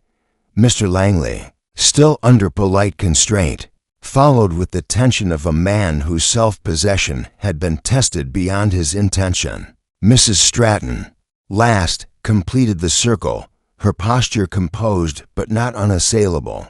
The slight crease of vigilance at the corner of her mouth betrayed the knowledge that a line had been drawn. Inspector Grady stood near the mantel, notebook closed, looking both relieved and circumspect, the way one does when one is about to hear the completion of a story. He had been observing from the periphery. Poirot, with a small, precise gesture, indicated for them to sit. He did not begin with the accusation. He began with atmosphere. "You have all," he said softly, "been very generous. You have given me impressions, suggestions, worries. That is a kindness. Now, we are all in a place of understanding, some more, some less. I ask only silence for a moment. There is a rhythm to truth. It is not loud like a drum. It is a small beat, and if listened for, one hears where the next movement will fall." He paused, letting the little silence settle. Then he took from a small envelope the piece of thin paper Langley's anonymous note, and laid it flat on the table without comment. The eyes around him shifted, some with interest, some with the flicker of concern, but no one touched it. Poirot's gaze moved in the measured pattern of someone describing a landscape. "Before revealing the path we have had," he continued, "a first false lead. That lead gave us comfort, a place to anchor the mind. We have had a secret removed, and with its removal, a new tension like the sudden quiet between notes. We have had the shaping of words, of patience, of the mending of perception. We have had the attempt to protect what was broken, and the one who did that has been saying without meaning to the very things that reveal the architecture of the protection. Everything is known here, in parts. The question now is how the parts fit, and who moved them." He turned, with the smallest inclination, toward Mrs. Stratton. "Madam, you spoke of phrasing and of preventing spectacle. You asked for delay, and in that delay, you taught others to speak of patience as if it were virtue. You ranged the idea of mending as a reflection, separate from the breaking, so that the observer would look at pause instead of at process. You thought the seam invisible, yet the one who was asked to speak of it placed the focus not on the frame, but on the movement that hid within, and that spoke. He did not pause for denial. He moved gently like a man shifting a curtain to reveal a larger painting. Colonel Finch, you coordinate with influence. You tend loyalty, and yet those loyalties shift beneath the surface. You control perception as if tending a garden. You were careful to align, and yet in aligning you tied threads with Mrs. Stratton that suggest not coincidence, but strategy. Lady Dressford's fingers tightened around her fan. Poirot's glance flicked to her, and she gave a small inclination, acknowledging her place in the network without conceding. And Reverend Chalice, Poirot went on, you framed the language that would allow the world to see patient delay as moral fortitude.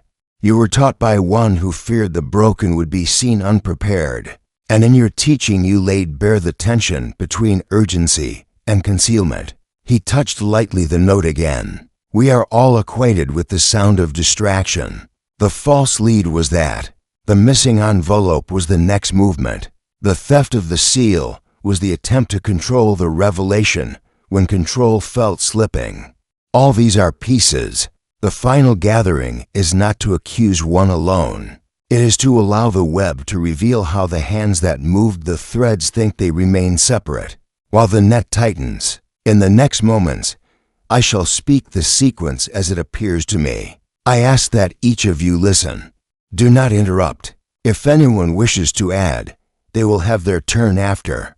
The room held. The space between breaths filled not with silence, but with the expectation of a tide about to turn. Poirot's eyes, sharp and shining beneath their soft, patient lids, swept the circle once more, not to gather, but to ensure that each had been accounted for in the design he was about to unfold. Chapter 16. The reveal. Poirot's voice, when he finally spoke the sequence, was not loud. It was the calm articulation of a man who had seen the pattern long enough to be certain, and whose pleasure was in the symmetry of exposing deception, not in spectacle. The room was taut as a drawn string. He turned slowly, deliberately, to the center of the circle, and began. Sir Reginald Haversham was a man about to discover a plan that would change his legacy. Without his informed consent, he had learned through pieces of language, through the shaping of donation phrasing, through the subtle alignment of loyalties that certain persons intended to align his great gifts and influence in directions that would bind those who sought power. Under the appearance of Charity, Mrs. Stratton, Colonel Finch, and Reverend Chalice were, together, crafting a frame. The one who advised the language, the one who cultivated loyalty, the one who softened the perception, that is the web. But the spider who struck was the one who believed the net would collapse if his hand were exposed. That man is Colonel Finch. A faint, involuntary shift passed through the room. Colonel Finch's face remained composed, but a small tightening appeared at the corner of his mouth. Like a muscle preparing to defend itself, Sir Reginald, Poirot continued, had unease. He believed someone was moving behind the polite Fouad. He wanted to speak. He was interrupted not by an intruder of brute force, but by a gentle signal. That signal was the reflected light placed so that he would glance toward the lower path. It was a minor thing, easily dismissed as nothing, and yet enough to tilt his attention. In that pause, Finch used a small sachet hidden within the carriage's velvet interior containing a fine powdered poison. It was not visible as a wound, because the method was to introduce the agent by inhalation, a faint exhaled breath catching in the throat, leaving no mark in the first instant. The carriage's hesitation was part of the design. Finch, knowing Sir Reginald would lean slightly, used the delay and the moment of intended speech to place the sachet within the seat's curve, so that the air Sir Reginald drew would carry the toxin slow, subtle, causing the expression of perception frozen between intention and interruption. He believed the death would appear natural, the carriage merely a coincidence, and that his alliances would secure the shaping of Sir Reginald's legacy without scandal. Poirot turned to Colonel Finch. You are the one who feared exposure most. You believed that if Sir Reginald spoke, the foundation you tended with Mrs. Stratton would fracture. You managed to orchestrate the appearance of the pause, and you used the carriage's demonstration to conceal the act. You then used worry fed to Mr. Langley through careful suggestion to distract, making him the convenient screen. When the broken envelope, which contained proof of the planned alignment and Sir Reginald's intention to alter it, was noticed, you and your allies sought to control its narrative. The one who mended the broken seal, the one who wished delay, was not the murderer, but the one who feared the revelation of complicity. That is why the envelope was resealed. The theft of the seal was your attempt to control the future exposure by removing the very symbol that connected the broken with the mended. To keep the tension from revealing the disparity in handling, you believed taking it would silence the truth. Instead, it highlighted the desperation. Colonel Finch's eyes flicked briefly to Mrs. Stratton, as if seeking assurance. She remained still, a practiced mask, but the faint color that had been in her cheek the previous day was now a paler tone. The first real crack of concern. Poirot inclined his head toward Mrs. Stratton. Madam, you did not kill him. You arranged the frame and sought to manage revelation. You taught the vicar how to speak of patience as virtue so that delay would be accepted, and the broken thing would not be examined too closely. That is why Reverend Chalice's remark, which seemed a general reflection, was precise enough to become the final piece. It allowed the idea of the seam to be aired, without the name of the mender being used. You attempted to protect control, not content. He turned then to Reverend Chalice. You were the messenger. You gave language to the fear of exposure, and in doing so you revealed not only the intention behind the protection, but the direction of the protection. You unwittingly showed how the one who had the greatest reason to delay the one who feared the revelation of the conspiracy sought to make patience appear noble. That gave me the last piece, who had enough anxiety to control both visibility and timing. The one who would strike when delay might fail, Lady Dressford, whose own influence had been noted in alignment with the network, and who had been watching with guarded patience, now leaned slightly forward, her eyes on Colonel Finch, the first one to make the connection aloud in a quiet tone. He thought he could manage everything, she observed. He believed the carriage would be a diversion, and that by choosing the moment, he kept the frame intact. Poirot gave a small, satisfied nod. Yes, the murder was not random. It was a design of prevention. Finch believed that if Sir Reginald altered his public statement without their hidden alignment, if he exposed the dependents and reshaped the legacy, the power structure they had built would collapse. He acted in desperation masked by foresight. The false lead offered by Langley was convenient for Finch. It drew eyes away while the real plan, the control of the narrative around Sir Reginald's intentions, could continue to be shaped. The theft of the seal was the attempt to control the aftermath, to remove the visible link between what was broken and what was hidden. He was wrong about the silence, the small things, reflections, hesitation. The difference between breaking and mending spoke loud enough to guide us. Colonel Finch's composure cracked, just barely. You have no proof, he said, voice low, a tremor of anger and fear. He was changing his mind. He would have left it. It was not necessary. You have taken coincidences and made a story. Poirot's expression did not shift. You have given me patterns, monsieur. That is all the proof a mind that hides must reveal. Your hands, your careful direction of Mrs. Stratton, your over-attention to loyalty, the attempt to hide the broken with the mended, and then when that failed, the theft. You believed you had orchestrated delay. You did not anticipate that the one who watches small seams would see the difference in the pressure and the fear that drove the action. The poison was quiet. The motive was loud. That is the combination of the clever and the desperate.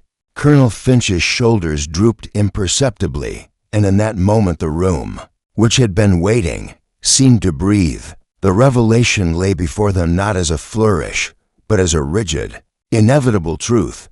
Chapter 17, Outcome, and just a sec. Colonel Finch's face, which had held through so many careful adjustments the mask of control, now sagged in a way that betrayed the fatigue of a man who had kept too many tensions taut at once.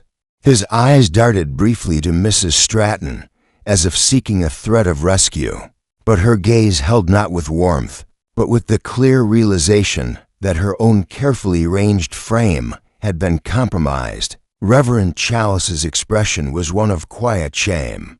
He had played a role as intermediary in smoothing words that hid the sharp edges of intent. Lady Dressford sat with her fan still, eyes narrowed not in condemnation, but in cold calculation. She understood that the balance of influence had shifted, and that the structure she had once considered a coalition was now a fracture revealing deeper cracks. Inspector Grady, who had listened to Poirot's methodical unraveling of the design, finally spoke with the authority of the law matched with the weight of gathered truth. Colonel Finch, he said, you will come with me. You are under arrest for the murder of Sir Reginald Haversham. Finch's first impulse was denial, a reflexive tightening of the jaw. You have no evidence of the murder, he protested, voice low and trembling. He was a man of power. He changed his mind. He might have altered everything. You are building a story out of coincidences and turning loyal advice into conspiracy. Poirot, whose little gray cells had already placed the last shiver of guarantee, stood and stepped a fraction closer. "Monsieur Finch," he said gently, "coincidence is a comfort for those who fear being seen. You used the pause as a weapon, and you disguised your hand with loyalty and care. You thought the removal of the seal would silence the connection between the urgency of the break and the attempt to delay exposure. Instead, you gave us a conversation between panic and control. You placed the powder the subtle sachet so that breath would carry death like a whisper. That is not coincidence. That is design. Your motive was to preserve a structure that would have collapsed if Sir Reginald had spoken freely. That design you called foresight. The law calls it murder. There was a moment when Finch, pressed by the weight of inevitability, tried to shift the burden, casting a glance toward Mrs. Stratton as if she were the architect. She did not move. The fragile alliance, which had been held together by mutual benefit, peeled quietly under the exposure. Finch's defenses, those last bastions of rhetoric and carefully curated indignation, crumbled like dry mortar. "I did it," he said finally, the words coming out not as a dramatic confession, but as the tired acceptance of a man who has been caught in a net he himself wove. He was going to ruin everything. He would have exposed me, and with me you would have seen the collapse of the causes we supported, philanthropy that needed order, loyalty that needed shaping. You think you have taken a moral high ground, Poirot, but you have unmade a plan that would have given so much. His voice faltered, the rationalization dissolving into the quiet truth. "I thought I was saving it. I was only saving myself." Inspector Grady moved forward, placing the soft but firm hand of authority on Finch's arm. "You will explain it to the courts, Colonel," he said. "There will be a trial. You will answer for the manner in which you twisted guardianship into control, and control into murder." Finch's shoulders, which had been rigid, drooped. He offered no resistance as he was led away. The carefully constructed loyalty that had been his shield now silent as a collapsed arch. The others remained seated, letting the movement pass like a tide drawing back, revealing the bed beneath. Poirot turned then to Mr. Langley. "You, mon ami, are free," he said softly. "You were a convenient screen, not the actor. The tension placed upon you was a shadow by design. The real hand was elsewhere. I trust you will find a way to rebuild what was strained, for the world will not see your name dragged through the mud, if I can help it." Langley's relief was visible, but so was wariness. "I am grateful," he said, "and ashamed. I allowed the worry to become the stage for others. I did not see my own role in feeding it." "You were played," Poirot corrected gently. "Now be careful who you trust. Some alliances are built to crumble once they serve their purpose." Mrs. Stratton, whose influence had been exposed not as direct violence, but as the manipulative shaping of perception, remained composed, yet the thin mask of control had fissures. She knew that her arrangements, her careful phrasing, would be subject to scrutiny. Poirot addressed her last. "Madam," he said, "you protected delay like a gardener protects a bud, fearing the harshness of sudden reveal. You believed the broken would harm the plan if shown. You hid behind virtue and patience. That is not innocence. The law may not take you as the one who struck, but justice, in its broader sense, asks, to what end did you shape what should have been truth? You will choose now whether to assist or to defend. The path of transparency is the one that heals most quietly." Reverend Chalice, whose soft parables had been used to frame patience as noble while masking intent, looked suddenly older. "I was wrong," he said quietly, to no one in particular. "I thought I was helping strength endure. I only made a shadow more comfortable. I will speak plainly now. Lady Dresford, who had been part of the alignment of influence with a subtle hand of her own, did not speak. Her silence was not acceptance, it was calculation. The slow reassembling of her own position in light of the collapse around her. Poirot gathered the room, with a final glance, each person bearing the trace of their involvement. Some in guilt, some in relief, some in the uneasy space in between. "The truth," he said, "is a thing with many faces. It does not always bring peace. Sometimes it unsettles a carefully laid order. Justice, however, is not merely the making of consequences. It is the unearthing of what has been buried under the illusion of control. Sir Reginald is gone. That cannot change. What remains is what is built from honest foundations. Let us hope the next alignments will not be so artfully tangled." He turned to Inspector Grady. "You will present the case as you must. I will help delineate the patterns. The public will need an explanation that does not sour their trust entirely in those they admired. We shall allow some dignity to remain so long as the truth stays clear. That is the outcome." The gathering dissolved shortly thereafter. Finch was taken to await the formalities of charge. Langley was released with a cautious escort. Mrs. Stratton and Reverend Chalice retreated into the quiet of reflection. Lady Dresford returned to her semblance of grace.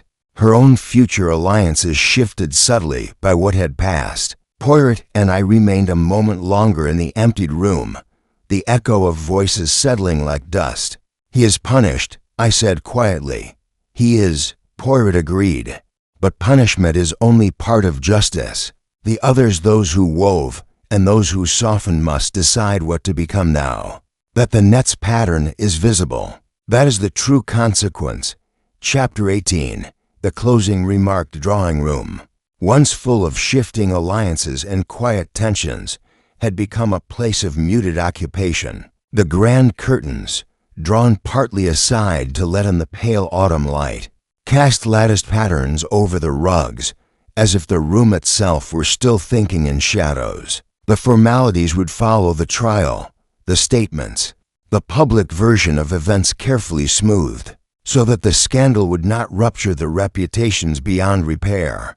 Poirot, ever aware that the world preferred its truths wrapped in palatable narratives, had already provided Inspector Grady with a version of events that balanced clarity with, as he himself put it, the preservation of that which is useful for the future while not protecting the guilty. The others had retreated to their private reckonings. I remained near him as he prepared to leave St. Aubin.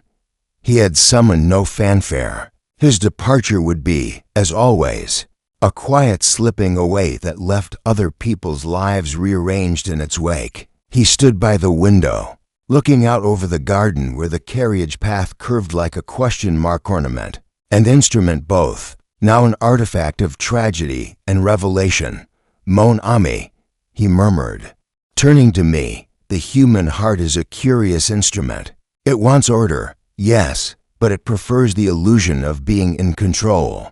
Colonel Finch believed he could shape the future by pressing small things into place and controlling their visibility. He did not understand that the smallest unplanned breath, the hesitation, the reflection, the choice of a word can undermine the greatest architecture of intention. He acted with what he thought was nobility of preservation.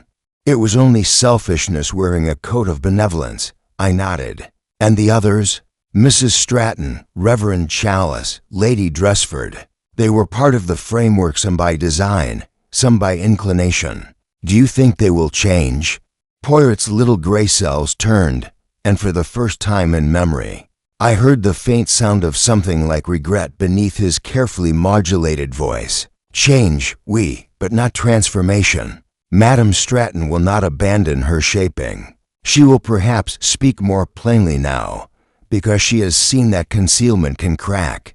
The Reverend, he will try to soften truth less, because he has seen that softening can serve manipulation. Lady Dresford, she is the most interesting. She has lost a partner, and her network is not yet broken. She will adapt. That is the difference between those who build coalitions for influence and those who build for consequence. She will choose new alignments. Whether they are better or worse depends on what she fears more, exposure or irrelevance." "And Mr. Langley?" I asked. He was almost consumed by the pattern placed upon him. He is a good example of a man who was used as a screen, and now must decide whether to become a clearer lens. Poirot's eyes softened a little. He has seen how easily worry becomes accusation, and how easily loyalty becomes manipulation. If he chooses carefully, he might rebuild not only reputation, but a better sense of whom to trust. The world will not remember his name with the same suspicion because the real culprit is known. That is a kindness the truth affords to the innocent caught midstream. We stood in silence. The quiet of the room was not unpleasant. It was that of a place having been cleared of dust, still holding the scent of what had passed, but ready again for new use. Poirot placed a small, folded note on the table near the empty place where Sir Reginald's chair had once been. It was addressed, in his precise hand, to Inspector Grady, not for accusation, but for guidance, a suggestion of how to present the subtlety of motive without losing the public to speculation. He straightened, smoothing the front of his coat with the tiny practiced motion he used when preparing to leave presents behind. "And you, Hastings," he said, with that delicate mixture of warmth and the faint self-mockery he reserved for me. "You have been a witness and a participant. You have seen how the mind of man can build labyrinths in the name of preservation. Do not let your own little gray cells become too indulgent in imagining motives where simplicity might reside. The temptation is strong after one has seen such complexity. Remember, the truth is not always intricate. It is only the false that needs layers." I smiled, and in the smile was the understanding that the game would go on. People would always build frames, and some would always try to protect them. Poirot tipped his head, a small gesture of farewell, and then turned toward the door. Before stepping out, he paused, an image caught in the reflection of the glass, a small, right twist of his mouth, not quite a smile, you know. "Hastings," he added lightly, "the thing that pleases me is that after all this, the carriage still sits. It is a piece of innocent amusement again, is it not? People will speak of it as remarkable, and they will not know it carried a breath that almost ended a life. Such is the secret life of ordinary things. One must respect them."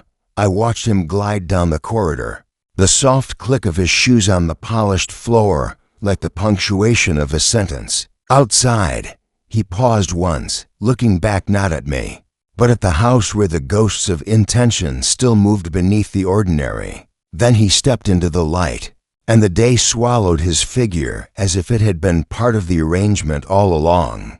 The affair at St. Aubin closed in official records with neat summaries, with careful language about a tragic misunderstanding turned to the uncovering of a calculated act, and with mentions of influential figures reconsidering their public strategies. The deeper intricacies remained, as most of them do, between those who had lived them. I, who had chronicled the progression, kept the memory not as a trophy, but as a reminder of how the smallest human impulses, fear, protection, ambition, are shaped into vast patterns. As we drove away from the manor, Poirot leaned back slightly, eyes half closed, and said, in that soft tone which carried the weight of his own inner logic, "The mind, Hastings, is like a garden. You water what you value, but sometimes the weeds you plant to protect the flowers grow too tall. One must cut carefully, otherwise the beauty you intended to preserve is the very thing that strangles." I did not reply, only took in the landscape, the carriage path disappearing behind us like a question not wholly answered.